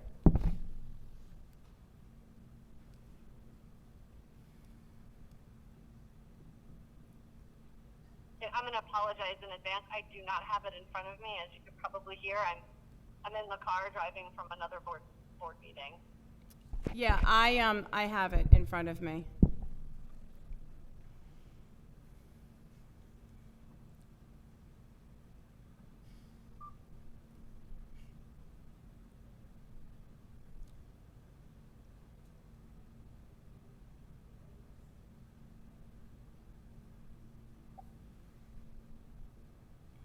While I read this, do you want, somebody else want to do it? Does anyone else have any questions to the lawyer?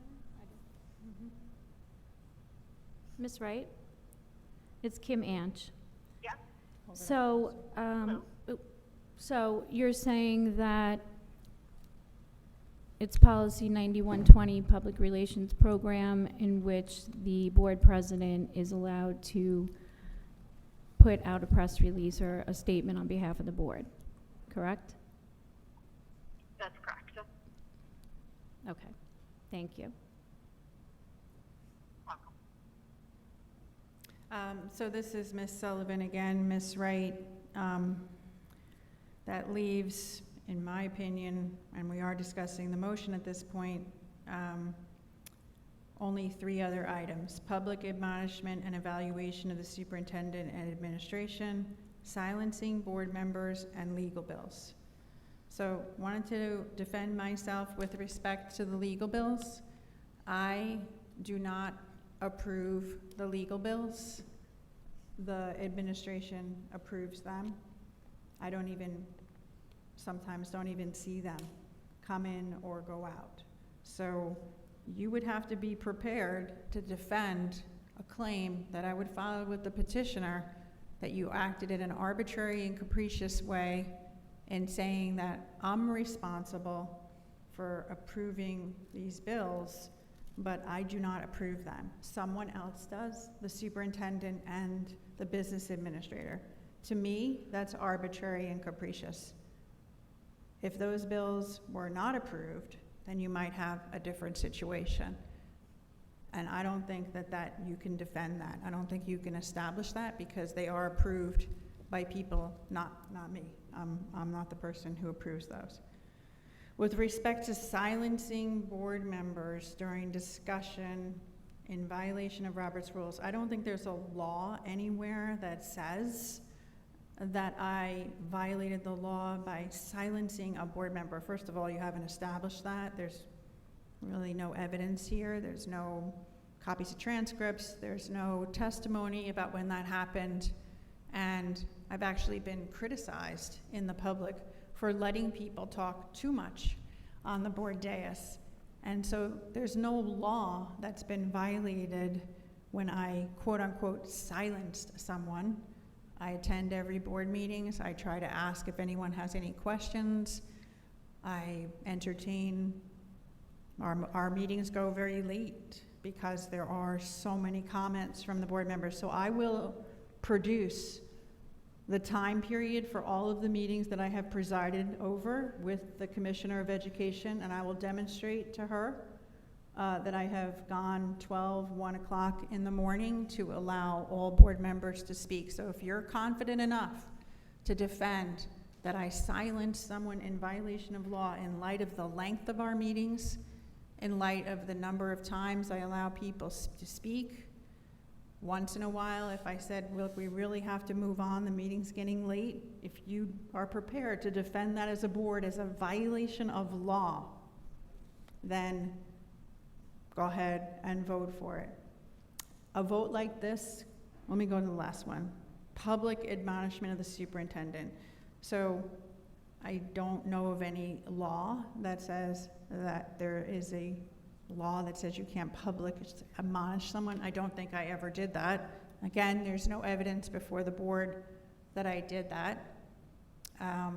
But if you're confident enough that you can defend silencing board members in violation of law, the legal bills I don't approve, board counsel already told you that she approved that letter going out.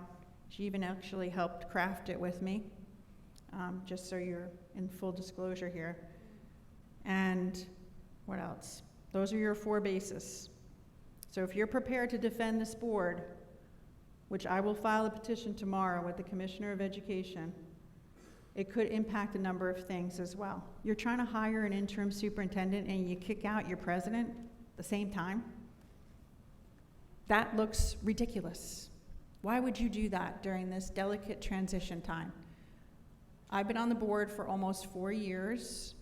I was the chair of the ad hoc committee to appoint the first interim superintendent, the next superintendent, and I helped support the board president at the time to hire Dr. Dionisio. And there is nothing I have done that has interfered with that process. I've tried very hard to immediately take action to try to support that. It could also impact your insurance. So if I bring a petition tomorrow to challenge this, it could affect your insurance rates, your coverage. I'm also working very closely with the negotiations committee right now to negotiate our supervisor's contract. I attend every meeting. I support the board members on that committee.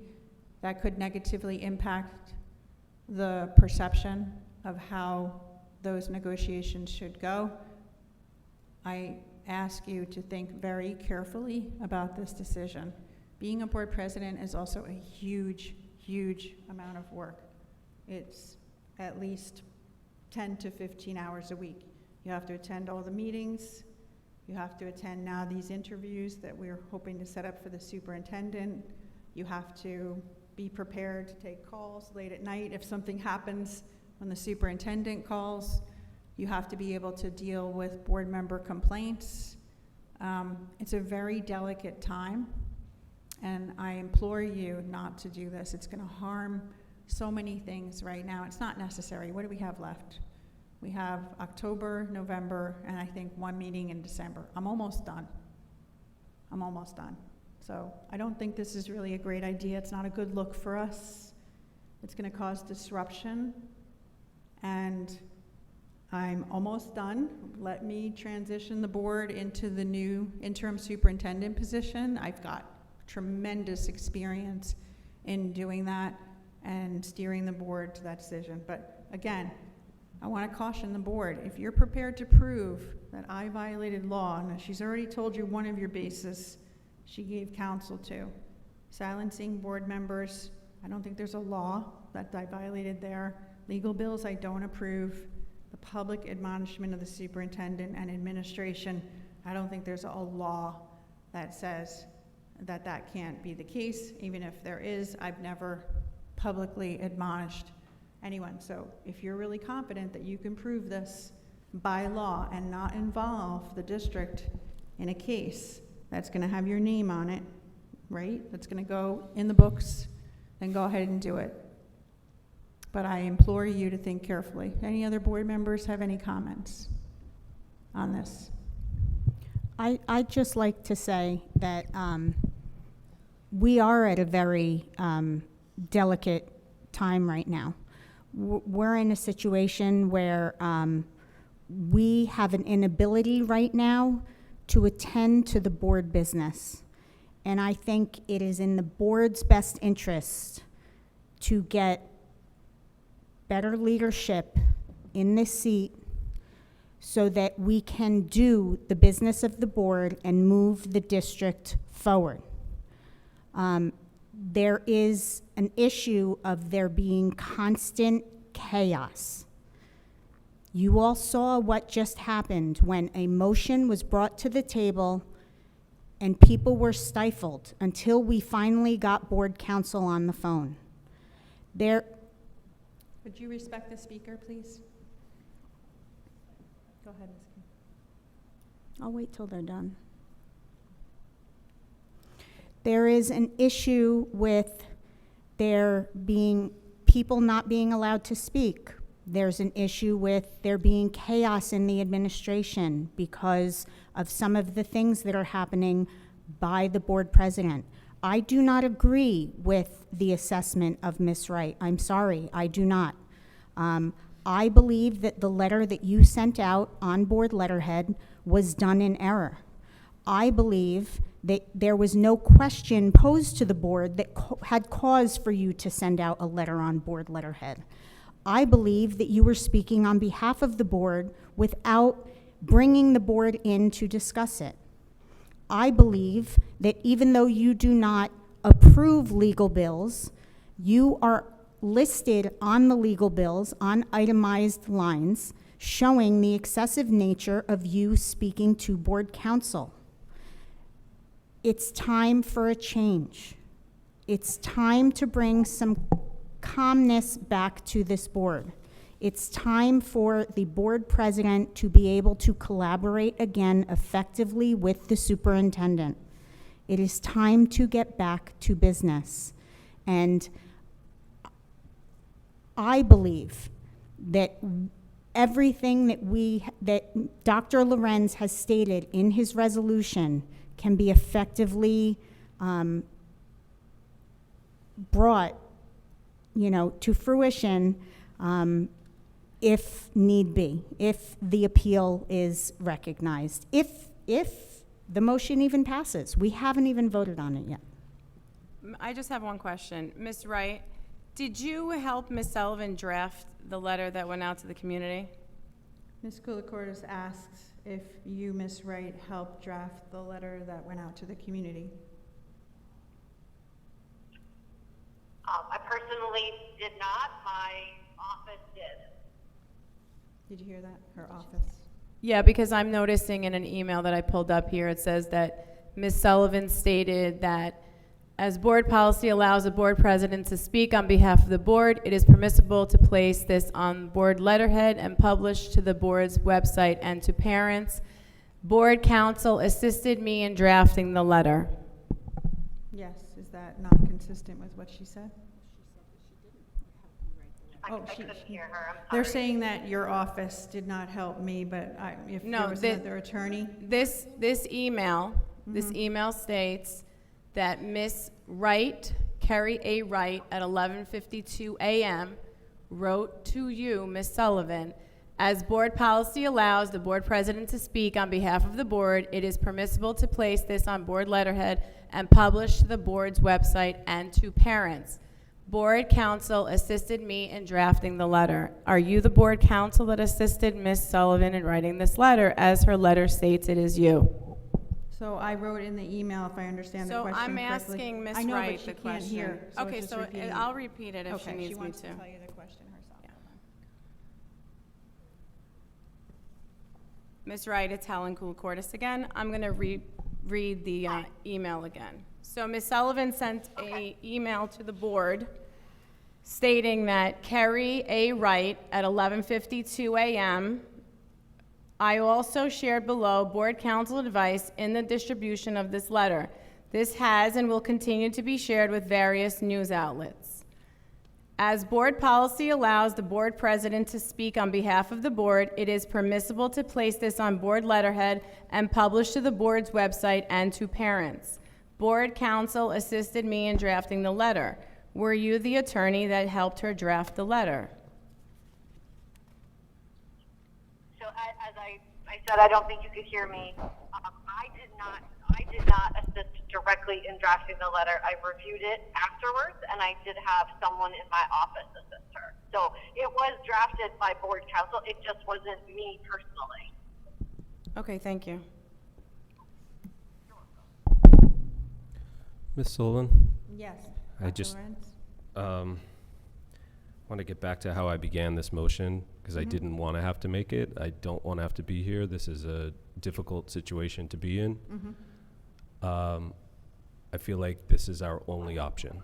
And so for other board members, I want you to think about the conversations that you're going to have back in your communities. And the conversations that you're likely going to have will result in this sentence: why did you wait so long? And that's where we are. That's why I'm making this, why I made this resolution. Anyone else Ms. have any Sullivan, can I comments? say something? Ms. Ange wants to make some comments. No, it doesn't have to be for that. So for you to say, Dr. Lorenz, that people in our communities will say, why did you wait so long? Maybe that's the people you know in your community. My community will not say that. My constituents who voted to put me up here to speak on their behalf will not say that. For I almost have no words to look at this motion that you handed us. You're accusing her of running up $500,000 in legal bills. Everything that she just spoke about and that Ms. Mariani spoke about, this is your opinion. You did not vote for her to be president. You would not be bringing this motion, we all know. You wouldn't be bringing the motion if you didn't know you had enough votes for it to pass, would you? So, it's disgraceful to me that someone can be accused of all of this by people who didn't want her as president in the first place, never tried to work with her, constantly question everything that she has said. There have been emails and emails since day one asking, why are we doing this? Why aren't we doing it this way? Oh, we don't believe you. We want to hear it from legal counsel. Then if she gets an opinion from legal counsel and sends it in an email to all of us, then all of a sudden it's like, well, I don't want to hear that from you that legal counsel said that. I need to hear it directly from legal counsel. So for a bunch of board members who think that she utilizes board counsel too much, that's all you ever want to do. That's all you did when Mr. Fogarty was here. That's why we had board counsel at every board meeting before I was elected to the board. He was here all the time. It was costing thousands and thousands of dollars so that you, board members here tonight that brought this motion, could use him like your legal counsel. So the fact that you can bring a bunch of charges that don't have to be substantiated, and then we can hear how she can be removed and then appeal after. So convict first and trial second. And if you're comfortable doing that, then let your constituents see you do that. And United for Students, let your constituents, let them see that during an election season. All you talk about is transparency. You come up with a bunch of accusations, nothing here to back it up. What's transparent about that? There's been nothing transparent about the superintendent search, nothing. That's all you talk about, transparency, transparency. Ms. Sullivan has been transparent to a fault, and I have told her many times, I've told you, right? You don't have to answer every single question. You don't have to have 1 million emails about this you literally harp on every last thing, everything since January 5th, everything. So to say that there's chaos, yeah, there is chaos. And you're going to sit here and say there's chaos and it's all because of Judy Sullivan, the board president. Look at yourselves. Look at yourselves. And you can sit here and smirk all you want, like you always do. Yep. You can sit here and do that. It doesn't matter. It doesn't matter what I think of you. It matters what the voters think of you, and it matters what everybody that watches, whether they're here or online, what they see you do. So you can sit here and try to act like the voice of reason right now. Yes, get rid of the board president. She has 3 months left. Go ahead, do it. I hope you feel good about it, because everyone sees what you're doing. I have a question. Yes, Ms. King asked the question to Ms. Zeno earlier about the comparison of the finances from last year to this year, I believe is what the question was. Can we have an answer to that question, Ms. Zeno?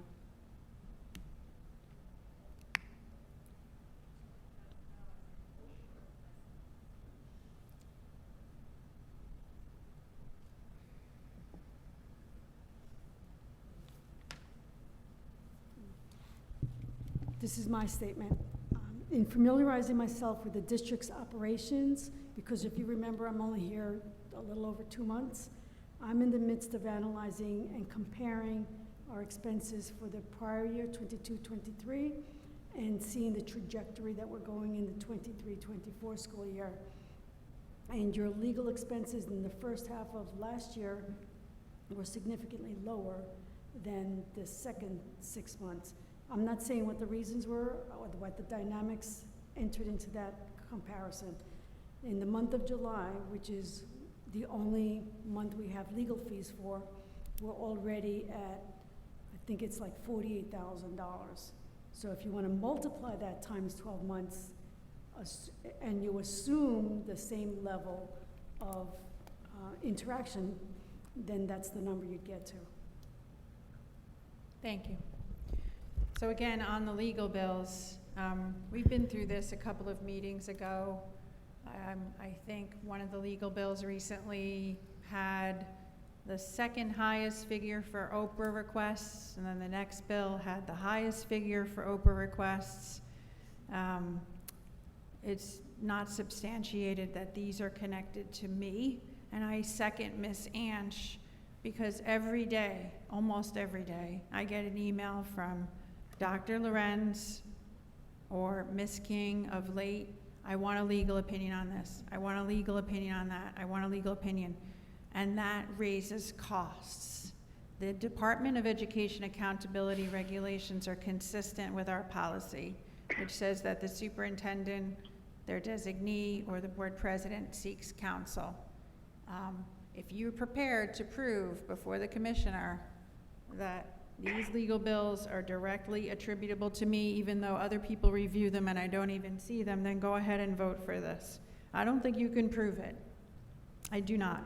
And I think you don't have a good faith basis for directly attributing those legal bills to me, especially in light of the fact that Ms. Ange said, I am constantly being asked to ask for legal opinions on things because they want to challenge me. And there hasn't been an aha moment. There just hasn't. You heard it tonight. They're trying to say that I wrote that letter without consulting with counsel. I did. The other ones, I think, fall. The public admonishment is not a law. Silencing a board member is not a law. Legal bills, I don't approve. So if the board is prepared to prove this before the commissioner, and I will file a petition for emergent relief, and if you're prepared to defend that and take the consequences in the public for what the students see, that you're going to remove a president based on this, a walk-in motion with no notice that these 4 areas by law require me to be removed. Think about what's going to happen in the future, too. Any board president, anybody could walk in and say, we don't like you. We don't want you to be here when you appoint a new interim superintendent. That's really what it's about. They just don't want me to be here because maybe I am doing such a great job. And as far as chaos, we passed the budget on one meeting. We reappointed every single appointee of faculty and staff that the superintendent requested. We also passed the curriculum on one meeting. There is no chaos. If you look at the last agendas, which I also will present to the commissioner, they're mostly unanimous, whereas last year that wasn't the case. I never brought a motion to remove the president because we had 7-2, 7-2, 7-2. As Ms. Emilo and I were in the minority, but we never challenged the president. We asked our questions. We abided by what the board's decision was. We didn't go to try to remove somebody. And there's been a lot of controversy about presidents over the past couple of years, especially around COVID. I will also be prepared to demonstrate that Mr. Kinney used to release letters on letterhead without consulting with the board. I will be prepared to prove that, but I don't think I need to prove that because I don't think you can meet the arbitrary and capricious standard on that one because board counsel assisted me and approved the drafting of that. So if you're very confident that you can prove these other 3 items by law and have the board once again be the subject of a newspaper article by Marcia Stoltz, who just loves clickbait, then go ahead and do it. I don't think it's in the best interest of students to remove me at this level, at this point. It's only a few more months. We're in a delicate time. I want to point out to the public that we are in the middle of negotiations. We just finished, actually, a very successful round with the RAGA, with me helping and mentoring the new board members that were on that committee because I appointed Dr. Lorenz and some other more experienced board members, and all 3 of them quit because they just didn't want to do it, I suppose, or Ms. King gave a newspaper interview saying that we didn't have a lawyer, which is never true. That was false. So a vote against me is a vote for someone else to come in and try to transition the board for the last couple of months of my presidency after I have been dutifully coming to every meeting, attending every single committee meeting, working with the board, getting a new council appointed successfully, getting a new interim business administrator appointed successfully. I've never missed a meeting. I don't think I've ever missed a committee meeting. I've been going to the negotiations meeting. I'm sure the chair negotiations can attest to the extensive work every single weekend I have dedicated to this board. So think about what this shows your community during an election season. Ms. Sullivan, I believe that you've exceeded the 10-minute mark. Can we close discussion and go to a vote? Anybody else have any other comments? Did you want to say anything, Ms. Emilo? I'd like to say one more thing. Oh, sorry. Oh, I'm sorry. No, go Were you ahead, going to? finish, go ahead. So it just reminded me when you were speaking about negotiations committee, when you appointed Dr. Lorenz and Vivian Uden-King and Mr. DeLate, and then they all stepped down. Now, Mr. DeLate, I understand, had been endorsed by the union, so that would look like a conflict of interest, even though it wasn't. So best to step down. For the other two to just step down with no reason given at the time, then they, in the future, went to the newspaper, to your friend Marcia Stultz, and said it was because you didn't feel comfortable being on the committee with no legal counsel, which we never had no legal counsel at any time. Any time. There was not one day with no legal counsel. So I find it funny for someone to step down and shirk your responsibilities. So we all have a lot more responsibilities to now basically vote out the president because you don't like her and take over. So now you're willing to do all that work, but you couldn't do it before. You shoved it off on everybody else. So I just wanted to point that out. Thank you. Go ahead, Mariana. Ms. Amalo? I just want to start by saying that I echo everything that Ms. Anch and Ms. Mariani said in their statements. I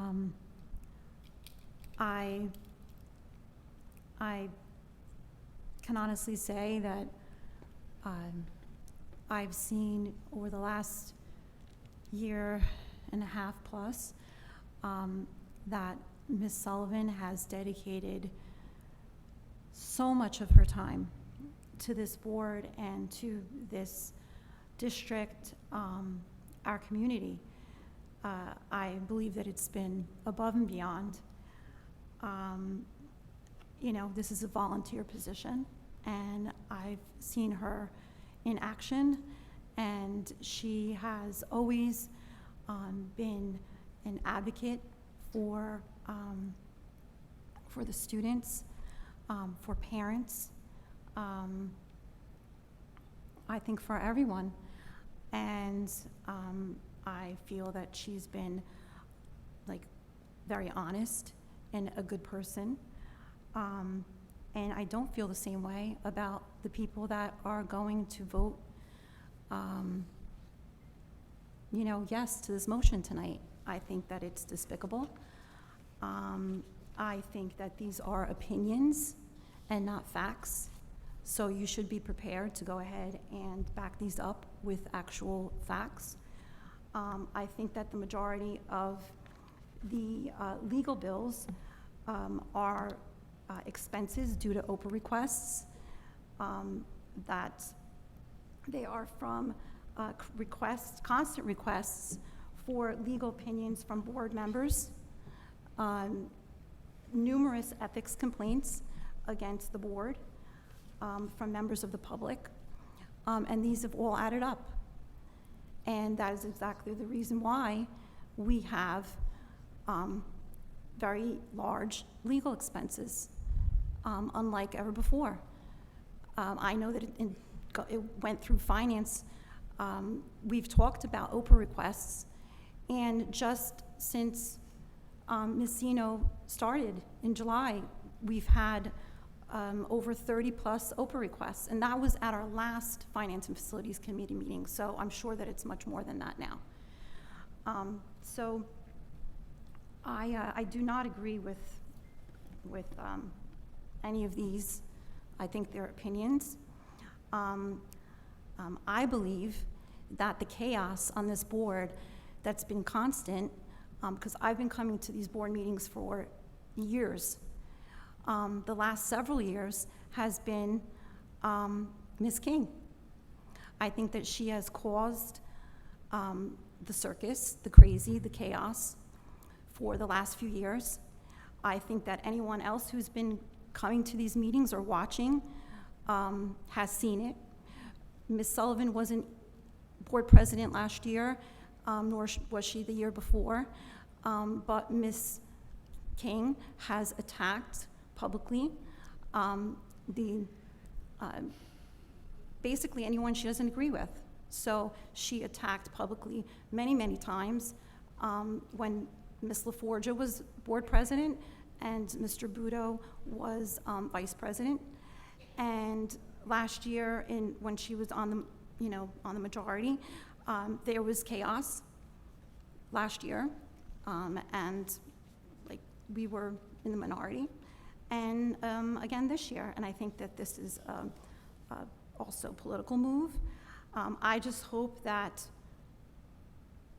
people who've been paying careful attention over the last few years and have seen the actions that Ms. King has taken, and that I hope that they know that she's caused the chaos, and she's been the constant. And I pray that this November, that people who go out to vote don't vote for you, because then it's 3 more years of chaos. So I just have one more thing to say. Campaigning from the dais is not allowed, first of all. Second of all, I'm not campaigning, I'm not running again. I'm so sorry, not I'm campaigning. speaking. I'm sorry, I'm speaking. I'll wait till the audience is quiet. The next thing I'd like to say is that last year, under the previous council that we had for over 20 years, the legal bills were, I believe, under $150,000 for the year. I do not believe that this has anything to do with Oprah's, the excessive amount of legal fees. This is not about me. This is not about anyone else on the board. This is about the school district. This is about bringing back sanity to our district.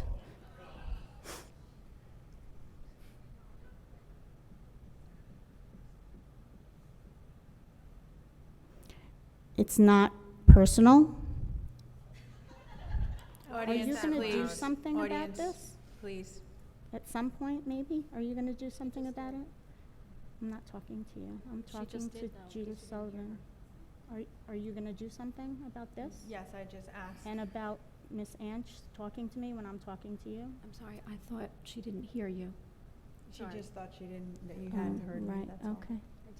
I didn't think she heard I'm you. not done yet, so I can know, you stop I know. talking?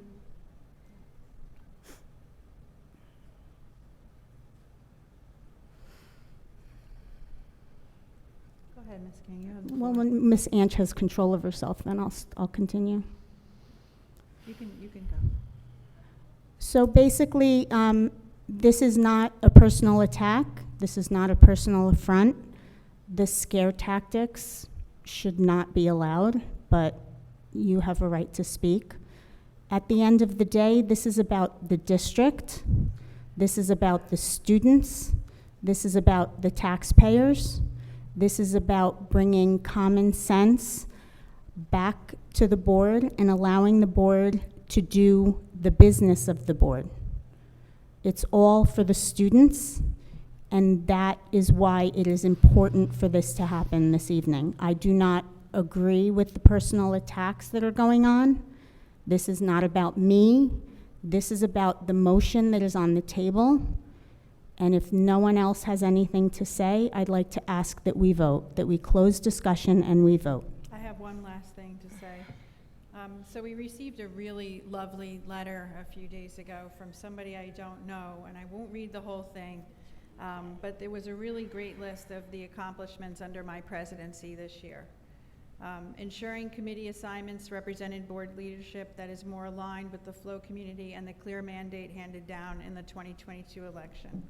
Ensured policies were put into place, they're crediting me and Ms. Anch, to meet the community's desire for more transparency, community involvement, and comfort. This included ensuring 2 meetings a month in a more intimate setting while restoring all public comments to both of the public comment sessions, which was one of the first motions that we made when we assembled as a board.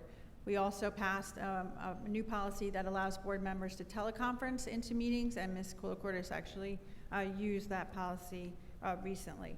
ensured non-renewal of the district's previous board attorney, which allowed for new, refreshing legal perspectives that better move the district forward under the complex and ever-changing environment for education in New Jersey, recognizing the community's desire for legal representation, upholding community values with special education, parental rights, and conservative local oversight of our school.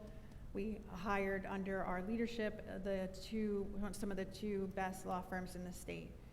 Temporary pause of the district's energy savings improvement investment plan, which was Mr. Bogdansky's motion to ensure the plan pushed through by a previous lame duck board was appropriate and in alignment with the goals of the newly elected board.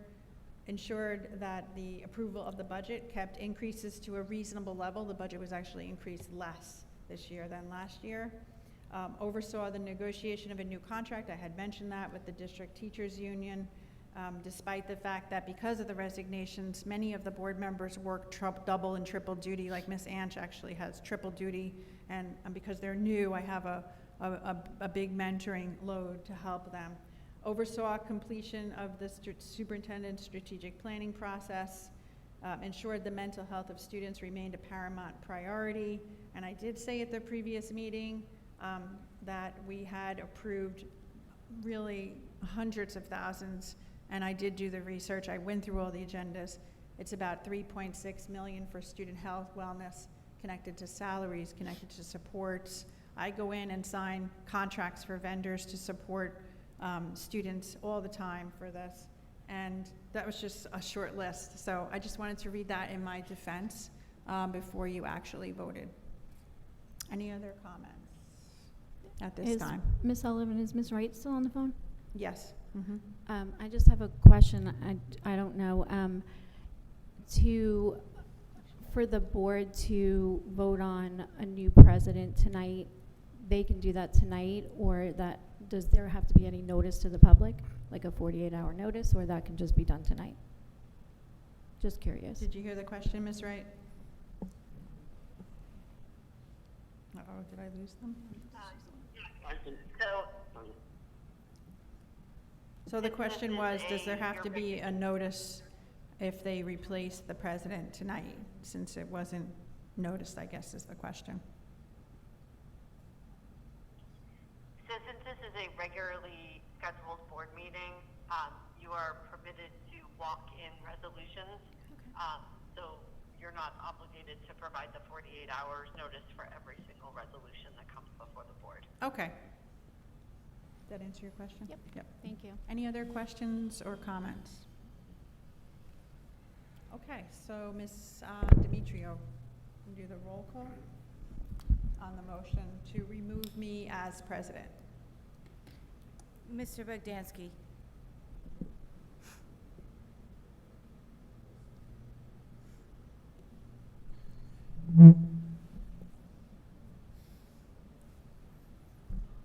No. Mr. DeLate. Yes. Ms. Amelo. No. Ms. King. Yes. Ms. Koulikortis. Yes. Dr. Lorenz. Yes. Ms. Mariani. No. Ms. Anch. No. Ms. Sullivan. No. The motion does not pass. I remain your president. All right. Did you hear that, Ms. Wright and Mr. Disler? I think we can dispense with your call, and thank you so very much for being on the phone. It's 10:40 p.m. Thank you so much. Take care. All right, so where were we? I need a motion for public comment. Oh, wait, yes, right? Yes. That was just that one motion, okay. Motion to open for So public moved. comment, Ms. Anch? Second. Oh, sorry. You could have Who was the second? No, Dr. you- Lorenz, you're on. or? Who Me. was it? It was me. Ms. It was Mariani, Kim. okay, thank you. Mr. Bogdansky. Yes. Mr. DeLate. Yes. Ms. Amelo. Yes. Ms. King. Yes. Ms. Koulikortis. Yes. Dr. Lorenz. Yes. Ms. Mariani. Yes. Ms. Anch. Yes. Ms. Sullivan. Yes. All right, so you have 3 minutes. Please approach the podium, state your name, town that you live in, and That's it. So we have the timer going? Oh, it's down there. You ready to start the timer, Ms. Eno? Oh, you have it, okay. Oh, okay, great. Any public comments?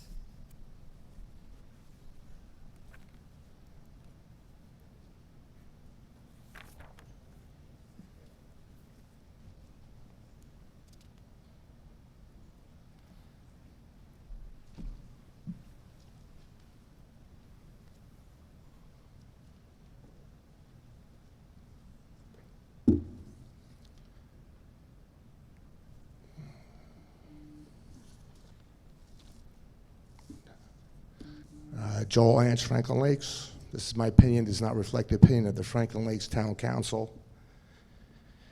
I see the New Jersey CUSAC doesn't take into account that English, 88.1% of the students have failed, 23% have failed.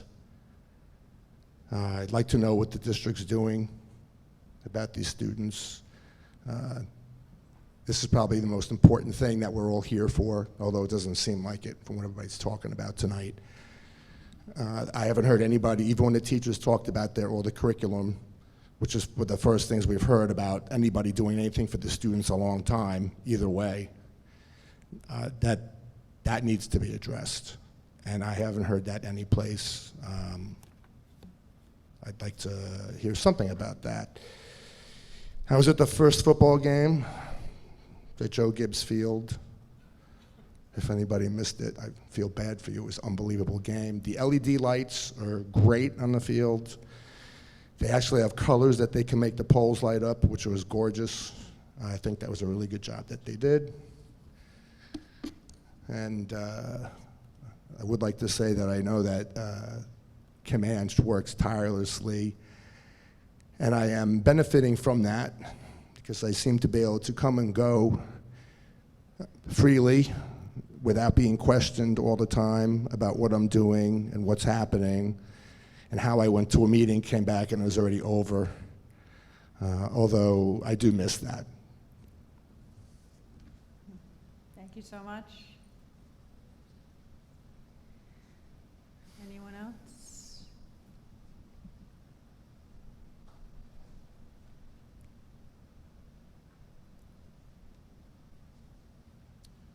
Joe Kewins, Oakland.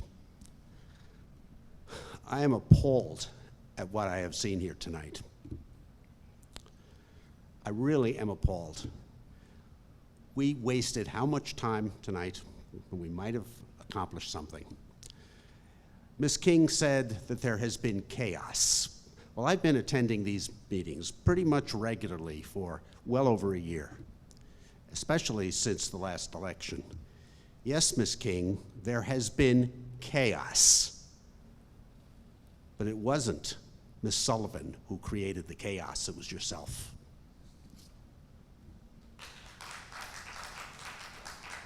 Thank you so much. Philomena LaForgia. Welcome back, Tom Bodansky. It's nice to have you back. What we witnessed tonight was King wants to be king. My new hashtag, thank you. Shh. Last board meeting, Vivian Newton King and other board members voted down agenda items that would enable the start of finding a permanent superintendent. This is what she said. Miss Sullivan, yes. So with all due respect, this is your opinion. Okay, you're not the only one who speaks to previous superintendents, or who speaks to county superintendents, or who speaks to other people in school districts throughout Bergen County. So we do have a plan. The plan is to hire an intern superintendent. Okay, we'll get an intern superintendent in place. Hopefully there'll be a very nice handover between the intern superintendent. We will get back to doing the business of the board. So the question really is, who is we? Is that a quorum? How did 5 people know to do that with no discussion? Who is we? Are you we? Is that a pronoun you're using now? Direct your comments to me. I'm sorry, Mrs. Sullivan. I really want to know who we is. I don't know how the board could go ahead, 5 members could go ahead and vote for such a thing without having any discussion. And yet Mrs. King is the one that calls Robert's rules all the time. She calls the sunshine law all the time with her friend over there. She calls for transparency, for United for Students. And she does the least of all those things. She is the most toxic thing that has ever happened to the board. And I was on the board 2 years without any toxics. There was a group of people that agreed to disagree on every single vote and then walked away and actually had parties at the end of the year. She came on board. Nobody could stand each other. Nobody. And I do want to acknowledge that Judy Sullivan, yes, Judy Sullivan, was very instrumental in hiring Dr. Dionisio, where most of the people up there that were left from that reign were not. Dr. Dionisio, I hope you really know that.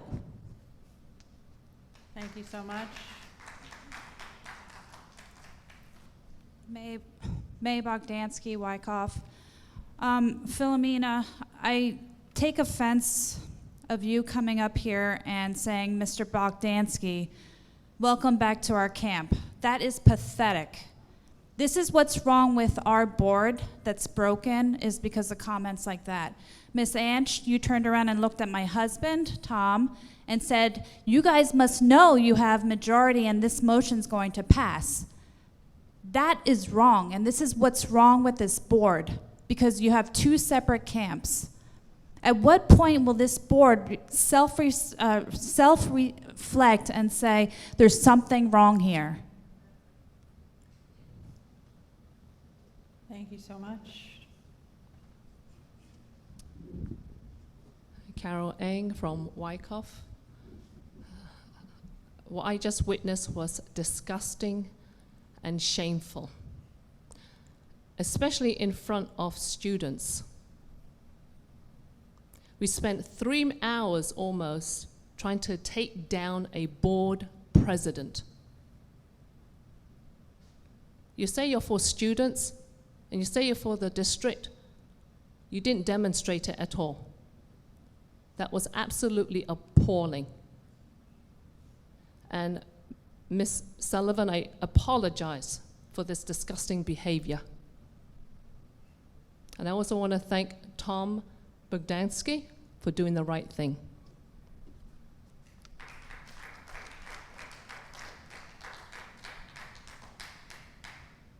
Anyone else wish to speak?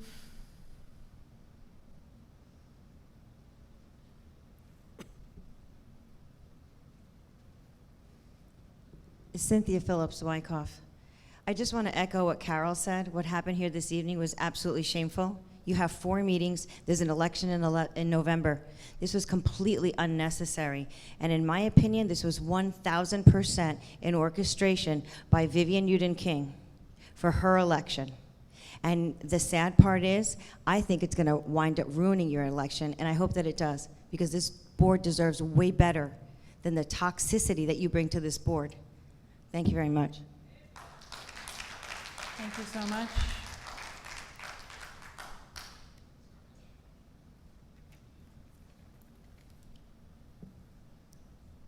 Margaret Bennett, Franklin Lakes. So tonight the board had an opportunity to endorse or not endorse certain actions and behaviors, and 4 of you voted in line with what is the best interests of the taxpayers and the students, and 5 of you did not. But more importantly, we learned that your lawyer is wrong. So now we have a board president that is very problematic, and we have now been exposed that the lawyer is misguiding this board. That letter is not allowed under board policy, policy 0171, policy 9400, policy 0146, policy 9120, policy 9100. Policy 12:30. That's a problem. And the bigger problem is that what you heard also is that that law firm has a very deep bench. And so when something goes to the law firm, it doesn't go to just one person. It goes to multiple people, and those multiple people are all billing. So that has to be put in check. Thank you so much. Anyone else wish to speak? I don't think anyone else is interested in speaking, so can I have a motion to close public comment? So moved. Thank you, Mr. Bogdansky. Second. Ms. Mariani, thank you. Mr. Bogdansky. Yes. Mr. DeLate. Yes. Ms. Emilo. Yes. Ms. King. Yes. Ms. Koulikortis. Yes. Dr. Lorenz. Yes. Ms. Mariani. Yes. Ms. Sanch. Yes. Ms. Sullivan. Yes. Okay, so that leads us to open board discussion on any agenda item. Seems like a long time ago in a faraway place, but does the board want me to make a motion to untable the 2 agenda items concerning the replacement of the superintendent, which are, I think it's P1A and B, I believe? Yes. Okay. So Can we have board discussion first? Oh, sure. Sure. So, basically, these items being on the agenda go 100% against Robert's rules. They should not be appearing on the agenda at all.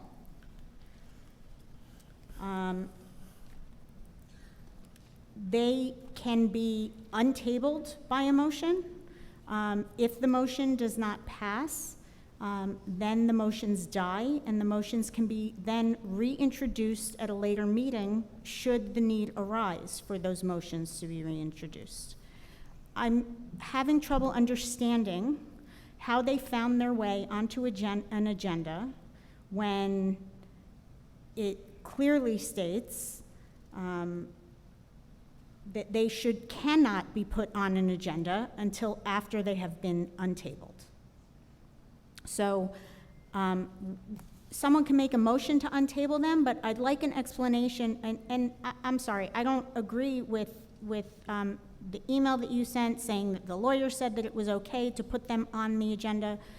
The fact of the matter is that they're sitting on a table someplace, so they can't be on this agenda. So maybe it's not a question. Maybe it's just a statement that I'm having trouble understanding how you, Ms. Sullivan, as the person who helps to make the agenda with the superintendent. First of all, this is without the superintendent's recommendation, but they shouldn't even be on here.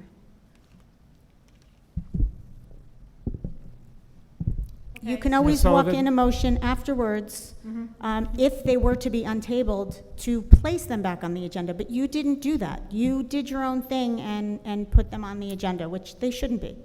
So I did not do my own thing. I did consult with board counsel, and I sent you the email with her advice, and I'm not able to discuss that publicly because it's attorney-client privilege, but I did provide you with the entire background. And actually, the first time they were on the agenda,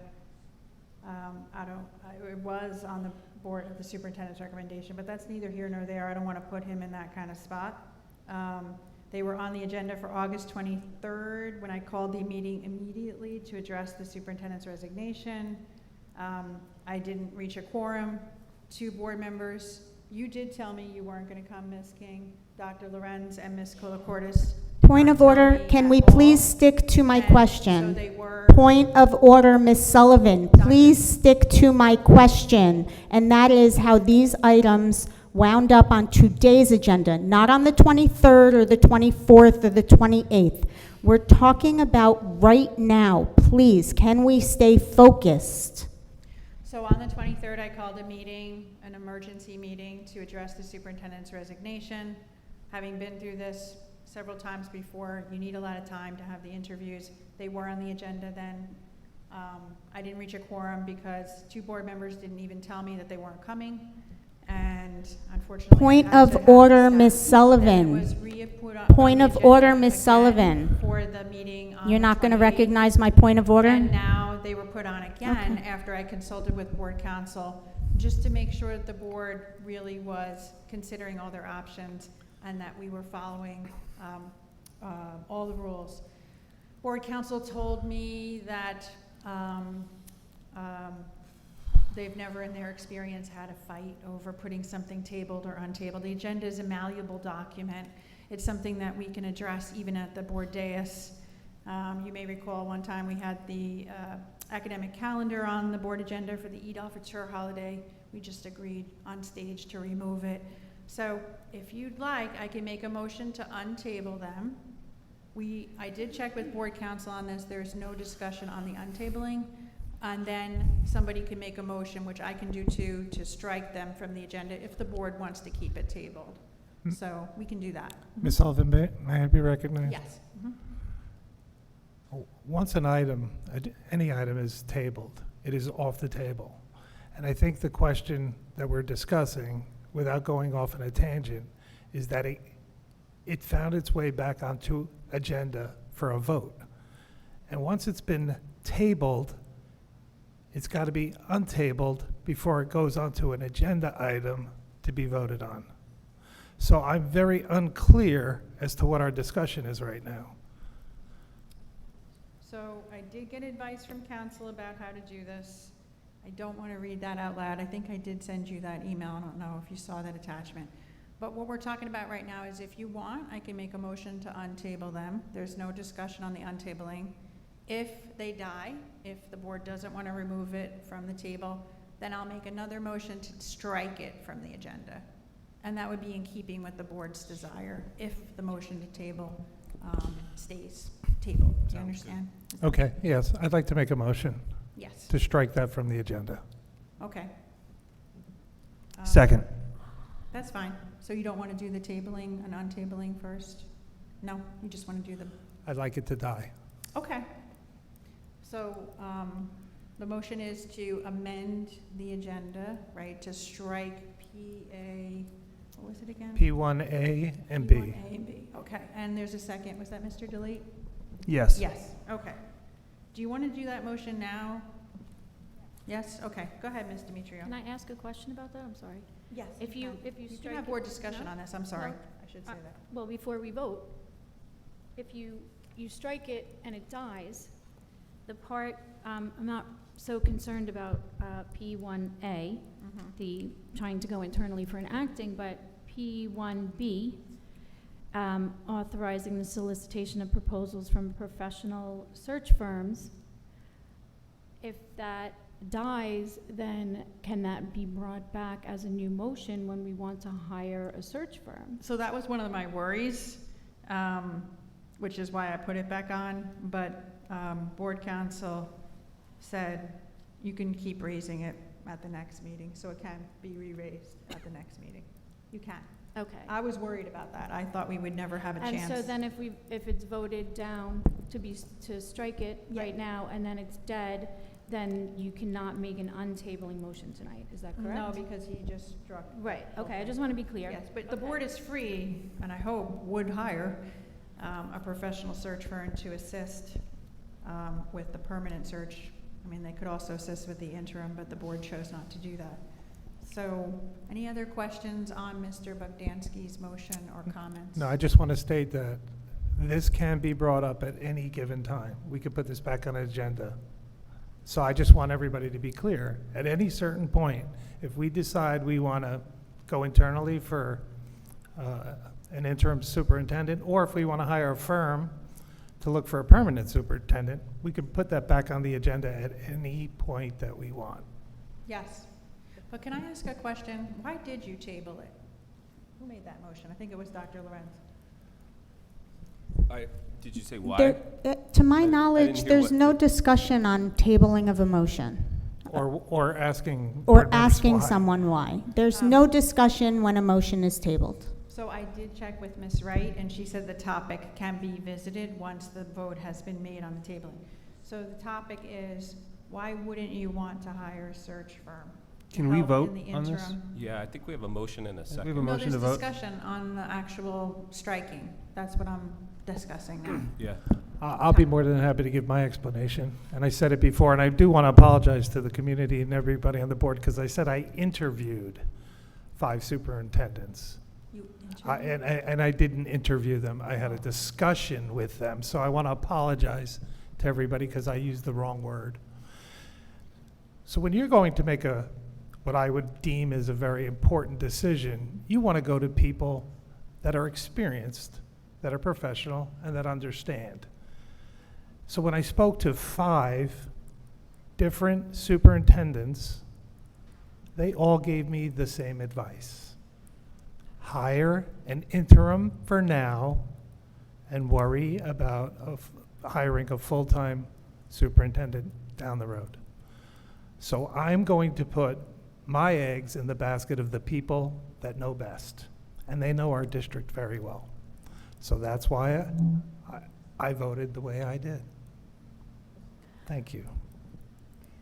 I have a question. Yes, Ms. Emily, was that you? For Mr. Bodansky. I'd like to know who those 5 superintendents are that you spoke to and got this advice from. And I'm not finished. And then also, I don't agree with that advice because I don't think that it makes sense not to go ahead and hire a superintendent search firm immediately to go ahead and assist us in looking for to hire a new superintendent as soon as possible, because we have negotiations again next year. We have to negotiate both the RIHSA and the RIHEA contracts again. So we're at the negotiations table once again come January.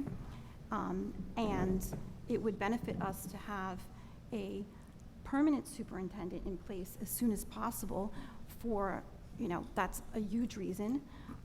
Number 2 is Dr. Denisio just created a strategic plan, and I think that we would benefit from having a permanent superintendent as soon as possible so he can begin to roll out this strategic plan. Or if the new superintendent chooses to make changes to that strategic plan, then he or she can. We have an interim business administrator at the moment, and she has been hired to work for us for a year. And so I believe that a permanent superintendent would be better for our district to have as soon as possible, because that person may like to choose that permanent business administrator of their choice. And then we have a lot of capital projects that I, as Finance and Facilities Chair, I'm hoping that we can go ahead and do next year. And I think that it would benefit our district to have someone who's permanent. And I don't see any rational reason why we would not hire a superintendent search firm to ASAP to go ahead and help us search for a new permanent superintendent, or even help us with the search for an interim superintendent. And the other, I'm sorry, the acting superintendent, I don't understand why we couldn't have looked within our own district to see if there was someone who had the certificate for to be an administrator. I mean, we did have an acting superintendent at one time, Mr. Morano. He was an acting superintendent for us. And I don't see why we couldn't promote someone from within who might have been interested in being the acting superintendent until we hired a permanent superintendent. So I don't agree with to me, it doesn't make any sense not to do those two things, to keep those. I respectfully disagree. And that's The okay. reason, and the reason I'm not going to tell you who I speak to is so that you do not harass them. And when you all leave this meeting tonight, please look at the email that I sent out earlier. It's bad. And this stuff has to stop, and it has to stop now. So that's you read it, and then you can give me a call and we could discuss that email. Anyway, I don't want to go off on a tangent because I'll get very upset. There are things that are happening in this board that are totally unacceptable, and they need to stop right now. So I'm going to ask everybody on this board to start to respect each other, treat each other with kindness. It is time to move on together as a board collectively. I do want to ask the community, please stop with the Oprahs. I think we had 30 Oprahs in the month of July alone. It's unacceptable. This all has to stop, and it has to stop now. So I'm not going to tell you who I speak to for fear of retribution, but I am getting great advice from a lot of very well-respected people. Thank you. So I just want to say a couple of things about HYA, for example. That's a search firm that we did work, and I'm not plugging any particular firm, but there is an extraordinary amount of work that goes into both looking for an interim superintendent and a permanent superintendent. The HYA firm, with board council's approval, I had contacted them to see if they would be interested in proposing to us again. I think their proposal was rather inexpensive. It was $19,500. There's some additional travel expenses and things like that, but for under 20 grand, you do get a lot of help from a firm, just so you know. They do planning sessions with the community, they do town halls, they do surveys, they do consulting with the board. They actually do like a first look at the candidates because they are in the business, this is all they do. And they actually told me, and I do have permission from them to say this, I said, do you think the board is in a good position to hire a permanent superintendent? And they said, yes, the board is well positioned. That was their words, well positioned. So it is actually pretty helpful to have a search firm help you. And I want to echo Ms. Amelo's comment. I had not realized that until she said it. We really should have the permanent superintendent in place so that they could hire the BA, and that takes some time too to hire a permanent BA. So want to just make sure everybody knows that there's moving parts here. So you want to have the permanent in place well prior to Ms. Dino leaving, because the superintendent works very closely with the permanent BA. So before we vote, I mean, it can be brought up another time. I just want to encourage the board to move as quickly as possible to get the benefit of the search firm. I know there are a couple of board members on the board that worked with a search firm before, and I don't think that they thought it was a useless process. I think they thought it was helpful. And they do this. This is all they do all the time. So I just wanted to pitch my case for that as well. Anyone have any other comments before we vote on the motion? It's just that one motion. Ms. Sullivan, can you go ahead and, you said well-positioned. That's what he said, yeah. But what is that?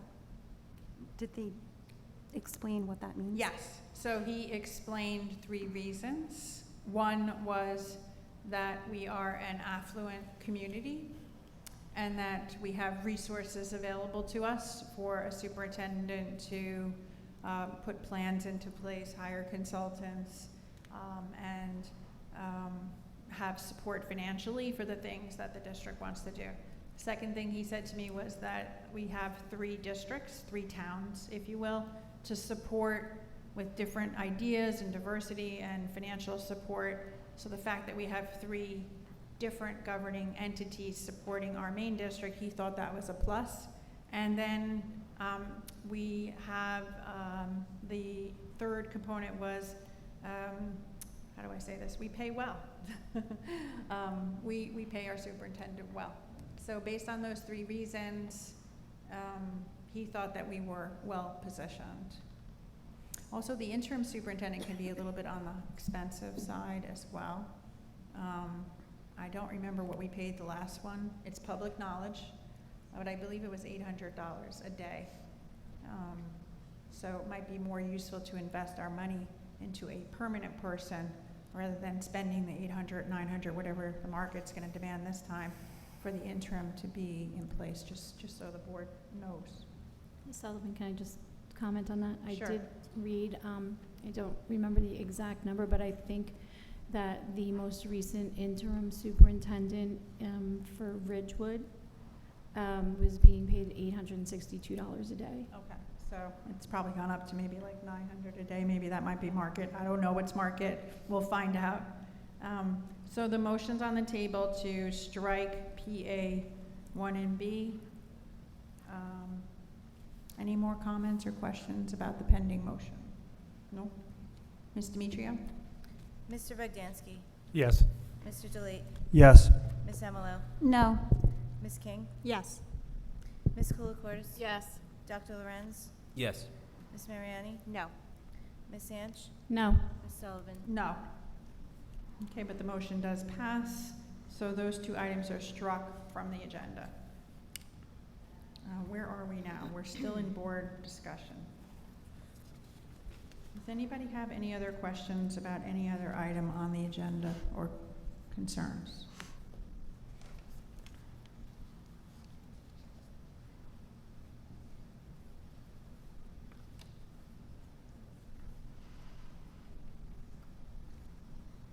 No, we're all good?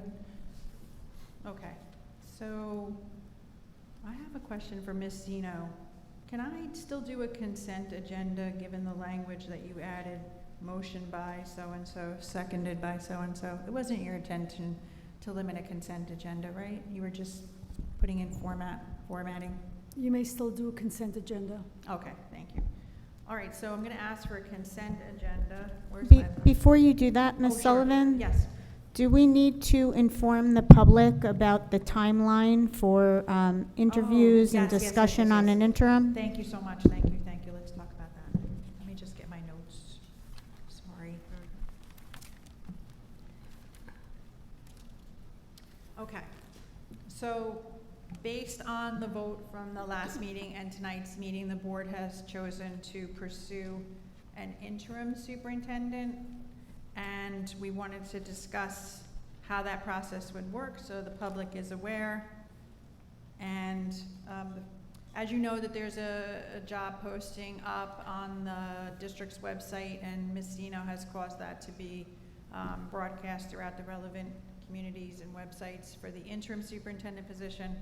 Did we ever, what is the date that that ad closes? Did we ever, I can actually look myself on the website. So the first thing we have to discuss is, do you want to close the applications by a certain date? Let me just get to the ad. I believe that we should keep the job application open until the position is filled. Okay, hold on. What does it say? I agree. What does it say now? Does it say by a certain date, Ms. Zeno?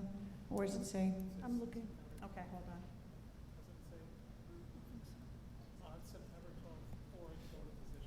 What does it say, Mr. Bogdansky? Don't quote me, but I I want believe it, quotes. I believe it said it's open until September 12th or until the job is filled, I believe. Okay, I think no, that's not it. Can anybody find the ad really quickly? The closing date says TBD. That's what I thought, to be determined. So we have to first decide as a board, do you want to change that? Sounds like you might, I don't know. Until the position is filled. Do you want the initial date, or do you want just till the position is filled? I'm comfortable until the position is filled. Okay. Anybody else have comments on that?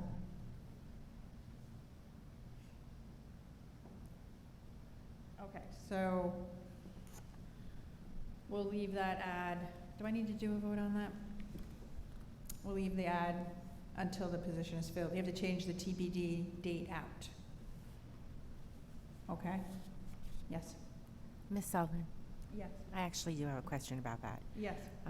So once we start interviewing, what happens if we get someone's resume and we've already, I don't know, we're narrowing it down, let's say. We haven't filled the position yet, but are we still going to consider I mean, it others? would be my recommendation to provide a date that you would close it. That would be my recommendation. It provides finality, it provides clarity to the applicants, provides clarity to the headhunting community. I don't know, it just looks a little odd, but that's just my opinion. We always provided dates in the past, but if the board doesn't want to do that, that's fine too. There are numerous job postings that say until the position is filled.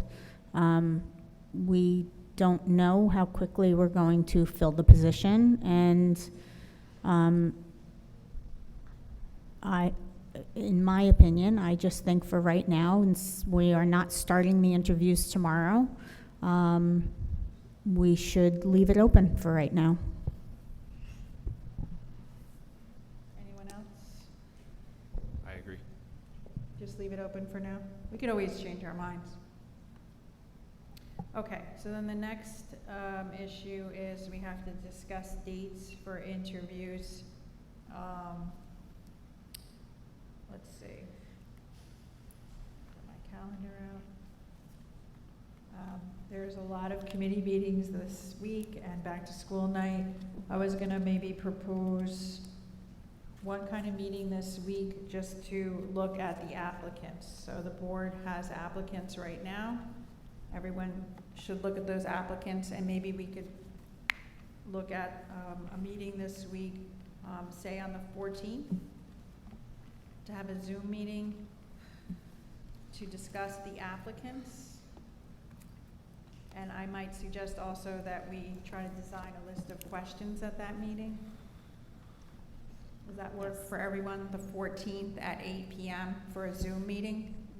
Yes. Oh, 8:30? 8:30, I believe it 8:30 is was. better? Okay.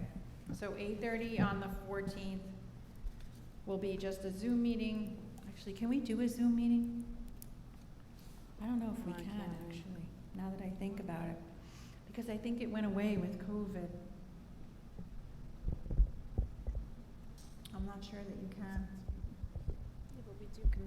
We do committee meetings via Zoom. This is not. It's a public meeting, and so you would have to have the opportunity. No, for we do public not, comment. we did not, the last time we chose a superintendent. It's just because we're a quorum meeting to discuss the superintendent. We're not holding a public meeting. But that was during the time when the governor didn't lift, it took a long time. No, right? we weren't on Zoom.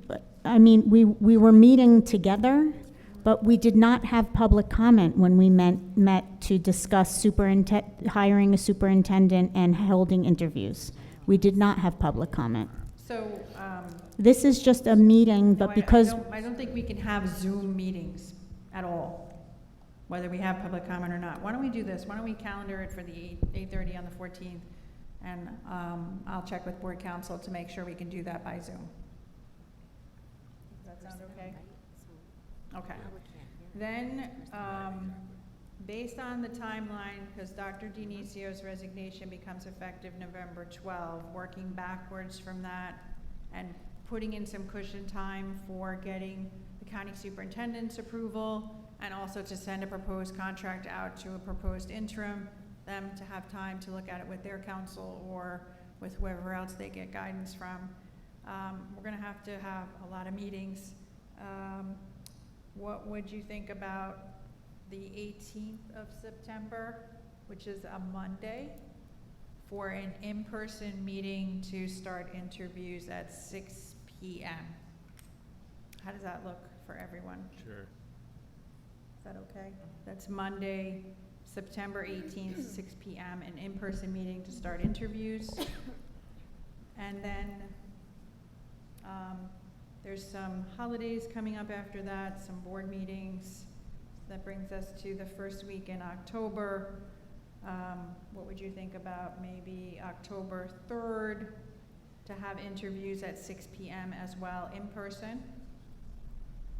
And then if we needed any time for second interviews, what would you think about October 11th at 6 p.m. as well? October 3rd and October 11th at 6 p.m. Does that generally All work? in person, right? These are in Yeah. person, yeah. Then that would bring us to our October 16th board meeting, and then we would hopefully have somebody that we can vote on making a proposal to with a contract, send out that contract that night. It would give us some cushion to both get the county superintendent's approval. Generally, it takes maybe about a week or so, so that would give us 2 full weeks before the next board meeting on October 30th, because we don't have another meeting, unfortunately, prior to Dr. Dionisio's resignation effective date. And then also it might allow for some transition time for the new superintendent. Hopefully that all works and we can have some transition time. I know that there's a holiday, well, there's the teachers' conference that first week, but the second full week in November still has 6, 7, 8, 9, and 10, I think, no holidays. Does that generally work for everyone with that timeline? Yes. Yes. Yes. Okay. Yes. What else? I think that's it for that. So we will check with the Zoom for Thursday, but that'll be our first meeting to keep planning steps. Okay, thank you, Ms. King. Ms. Sullivan? Yes. Just quickly, Yes. maybe to avoid asking board counsel, looks like 155.01 allows us to have remote meetings in the event that it's a special meeting, not a regularly scheduled meeting. You can have a Zoom meeting, special meeting under 155? I think the reading of, it was modified by this board in February of 23. I think the Okay. reading of it would allow I can take it. a look at that also. Just save us money instead of asking board counsel. Yeah. Yeah, it says it shall apply to all special meetings, Oh, right? cool. Under definitions Okay. and scope, Aaron? I'll look Yeah, at that yeah. too. 155. Yep, first sentence At under which that. deliberations and official action take place. Oh, that's a public emergency though. No, it's the remote attendance that we revised this But I year. don't think it was intended for the entire board, though, just 1 or 2 people. I remember Mr. Fogarty telling us last year. No, it's for in-person board meetings. Yeah, it's for special meetings though. There's, Okay, I'll take a look. Right, that's different than the committee meeting. yeah. Well, we tentatively calendared it anyway. Okay, so now can I do my consent agenda? Is everybody okay with doing that? It's getting later and later. I lost my little chart Does that the consent, Angela gave me for the consent agenda and all the confusion. Let me just see if I can find it quickly. You have an electronic copy you can send me, Ms. Demetria? Here comes another copy. Thank you so much. Appreciate it. All right, so I'm gonna ask for a motion to have a consent, oh, we didn't do the minutes, I'm so sorry. I have to do the minutes first, so sorry. Where are they? Oh, they're right here. So let's do the minutes first. I know there were some comments about the minutes. I don't know if you had a chance to look at those comments, Ms. Sino. I think they were put into the actual document itself. Now I have to find that.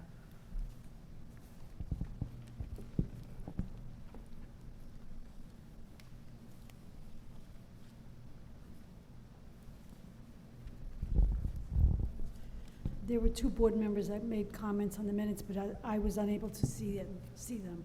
Okay.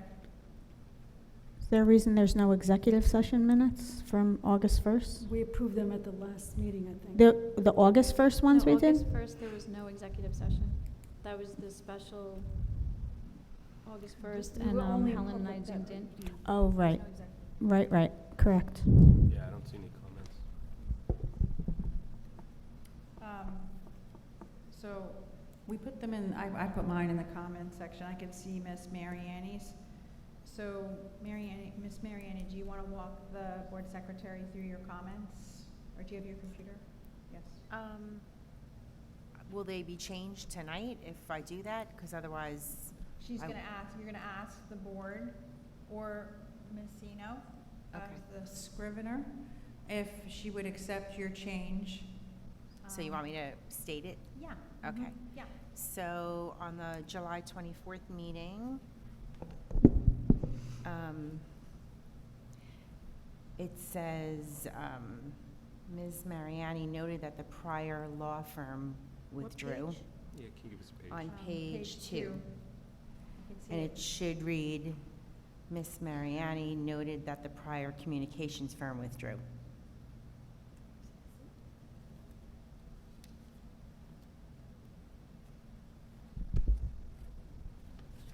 So you're saying you weren't making reference to the law firm, but to the communications firm? That's correct. Can that be checked on the video first before the meeting minutes are? It was during our meeting, our communications meeting. Oh, I'm This- sorry, the report, this- yes. yeah, That was the this is report your I gave, report, yes. right. About the communications Right. meeting, yes. Right. The Should, committee meeting. should she check the video to ensure We that? can postpone approving the minutes if you want, so she can check the video. Would that be more prudent, given the hour? I mean, Do you want to postpone both of these? 'Cause there aren't was the, some other- aren't the, isn't her committee report a matter of record? Depending on what she said. So she could be reporting something, and she says that her comment was, it was just a clerical error, that's all she's saying. But we can That was check the one, video. but there were 2 other errors, so Yeah. if So maybe you want to would wait. anybody object to, instead of, what is it, 11:30, everyone's getting tired, can we just postpone approving these minutes so that the board secretary has enough time to look at the comments? She wasn't able to see them, listen to the recording. Would that be okay? Yes. Have Good any with me. objection to that? Yes. All right, do I need a motion to amend the agenda to remove those, Ms. Eno? Or can I Why don't just- you table them till next meeting? Okay, motion to table the 2 minutes approval for Second. July 24, 2023 and August 1, 2023. I got a second from Mr. Bogdansky. Ms. Anch made the motion. Ms. Demetrio? Mr. Bogdansky? Now we have to untable them by majority, don't Yes. forget. Mr. Delate? Yes. Ms. Amalo?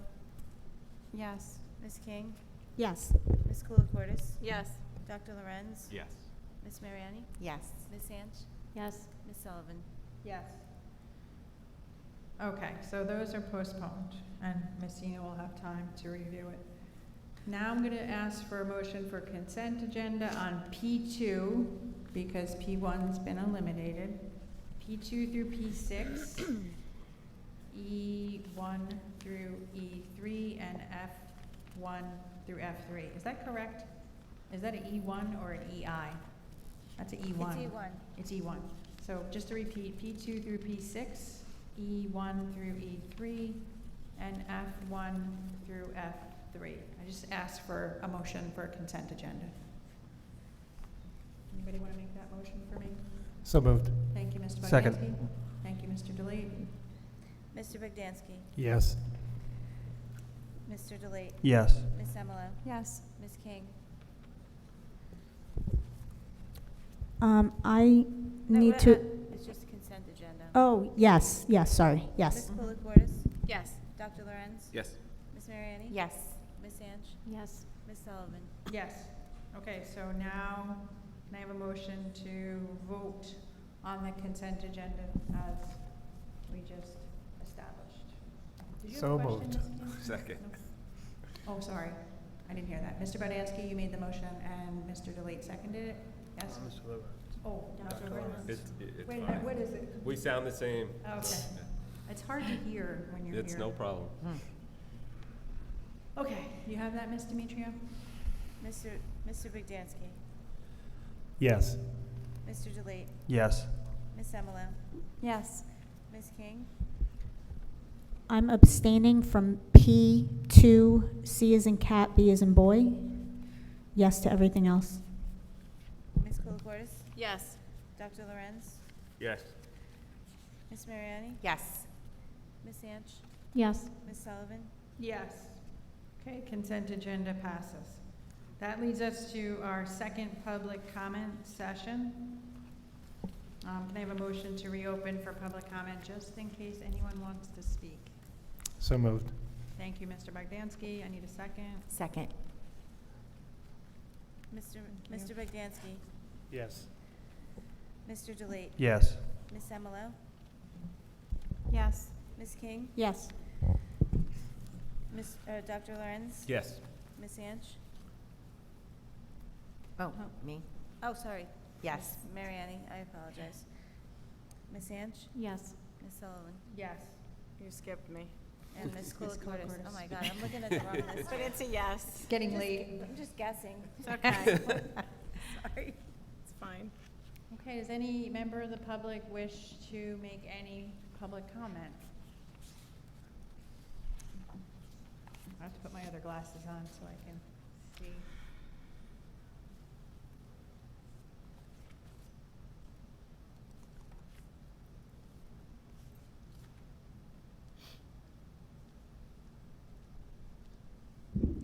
Joel Anch, Franklin Lakes. These are my opinions and do not reflect the opinions of the Franklin Lakes Council. I'm curious to know what savings we're getting from the ESIP. All these gigantic numbers. I don't know when we're supposed to realize any of that. All I hear is we're spending extra money for things that needed to be done above and beyond, especially on solar panels. And I want to thank Dr. Lorenz, Helen Colacortis, and Ms. King for their resolution and how they had to bring that up and how they always question legal fees constantly. But if they want to have legal fees brought into the picture, it's never a problem when they want to do it. Rules for thee and not for me. Thank you so much. Anyone else?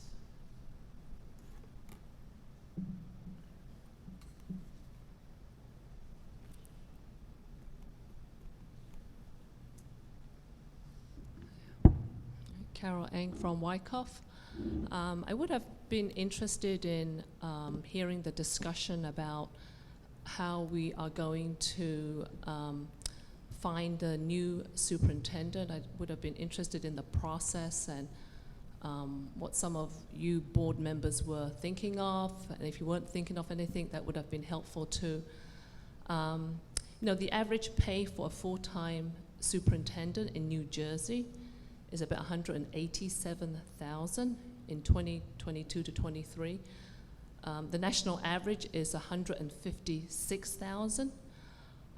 So, you know, our district actually falls in the top 25, right? So our district ranks in the top 25 of high-paying superintendent, with our current superintendent making about over $250,000, right? So that's about $256,000. So I can't imagine that we would have trouble finding a superintendent to work in this district. I would think the money will talk. I don't think there'll be any obstacle. That would be my guess. I mean, if you're ranking the top 25 in New Jersey, we're number 15. That's pretty good. So I would have been interested in hearing about what your thoughts were and what you've done so far. Thank you so much. Anyone else wish to speak? No one? Okay, can I have a motion to close public comment? So moved. Mr. Bogdansky, thank you. Second.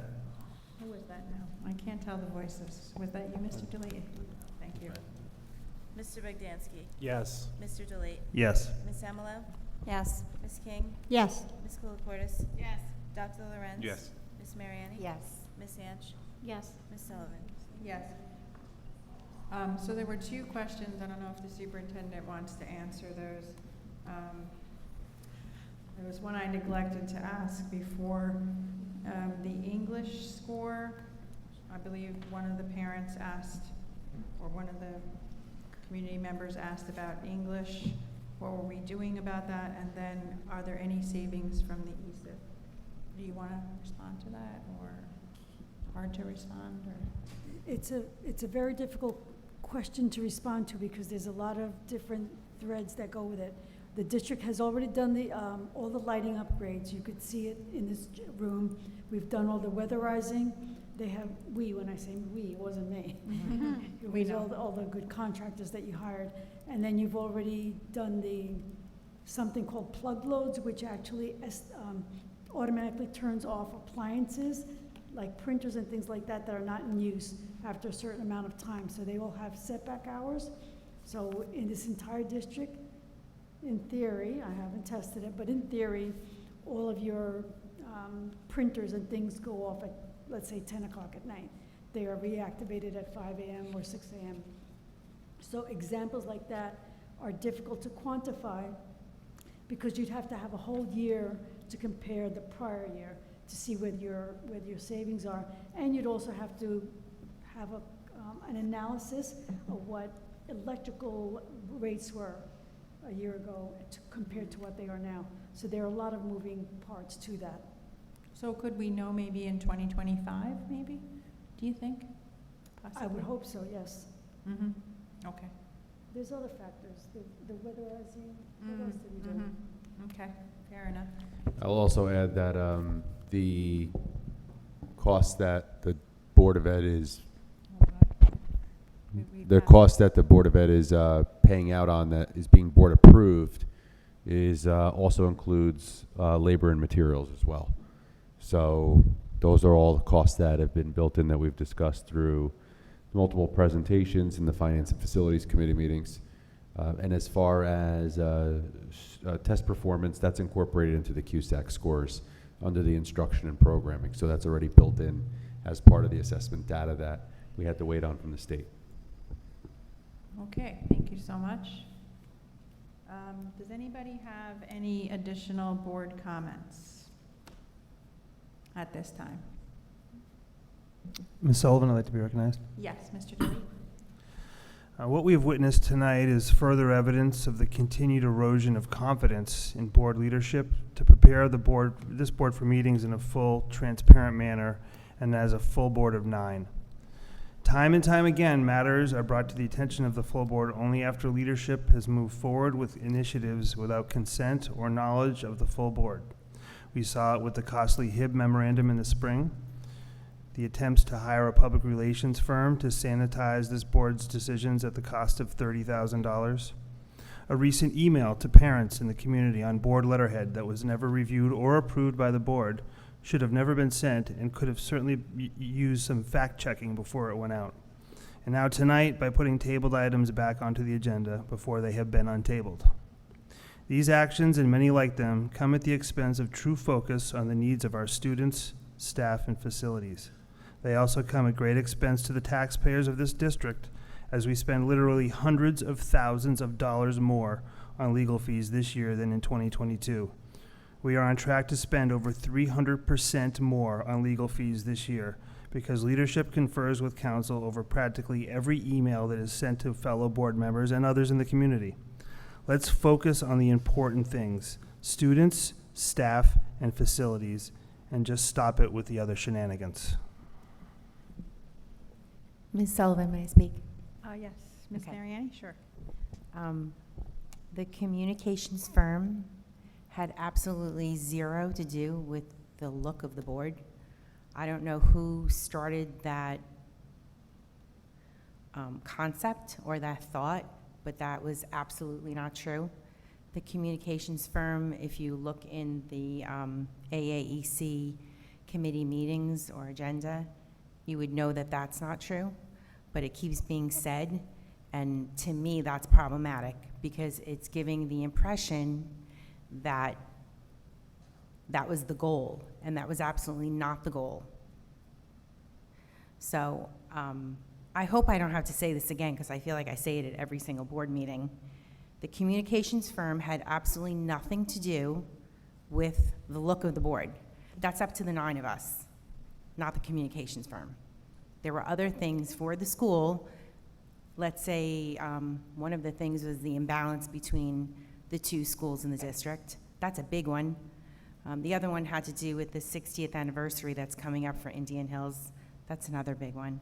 And to be honest, I don't remember what the third one was, but we did inquire about 3 specific items, and none of them were related to this board.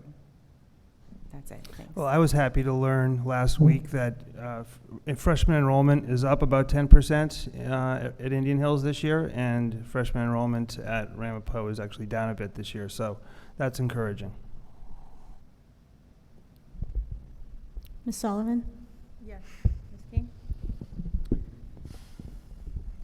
Today was a tough day. It's one of those days of reflection, a day when you remember where you were and what you were doing when the planes hit, when the towers fell, when the Pentagon was struck, and the plane went down in Pennsylvania. I personally knew 2 people who were murdered that day. One of them was a graduate of our school district. Dana Hannon graduated from Ramapo with me in 1990, and he went on to serve in the Wyckoff Fire Department and then went on to be a fireman with Connecticut and then the FDNY. He had a smile that lit up a room, and that is something I will always remember about him. Today was a tough day, but we keep moving forward because it is our job to keep their memory alive. It is our job to ensure that no one forgets what happened on that fateful day. Education is what keeps that from happening. And I know that this board will continue to work with the administration to educate the children of this district so that they do not forget the people who walked these halls before them. Thank you. Thank you so much. Anyone else want to make final comments? No? Judy? Yes. I just want to make a comment about, because I am on the Communications Committee, and I want to support what Ms. Mariani said. Okay. That it was never the intention to use the public relations consultants as to sanitize anything. It was primarily the intention to use them to help us, definitely with the disparity between the 2 schools, because it is a huge concern for our parents, staff who've come to meetings and expressed concerns about the, a low number of students at Indian Hills and the sports teams, that it's affecting our teams. The goal of the communications committee is to try to do our best to communicate to our community, and they would have assisted us in doing that. And I don't know how anyone could say no to anything, no matter what the cost, to help us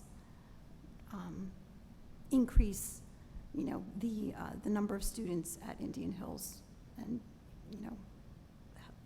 so to me that's just unacceptable that you would go ahead and not support that. Any help you can get. Okay. Anyone else have any last comments? Okay, so need a motion to adjourn the meeting. Our next scheduled meeting, we have 2 of them here actually, Thursday. It's a Thursday. Please note, everybody, a Thursday, September 28th, regular public meeting, Ramapo High School cafeteria. This is Thursday, Ramapo High School cafeteria, September 28th. And then the following one is Monday, October 16th, regular public meeting at Indian Hills High School cafeteria. So the next 2 meetings are in the cafeterias. First one at Ramapo, second one at Indian Hills. Can I have a motion to adjourn? So moved. Thank you, Second. Mr. Bogdansky. Thanks, Ms. Mariani. Mr. Bogdansky? Yes. Mr. Delate? Yes. Ms. Amalo? Yes. Ms. King? Yes. Ms. Colacortis? Yes. Dr. Lorenz? Yes. Ms. Mariani? Yes. Ms. Anch? Yes. Ms. Sullivan? Yes, thank you very much. Have a good night, everyone.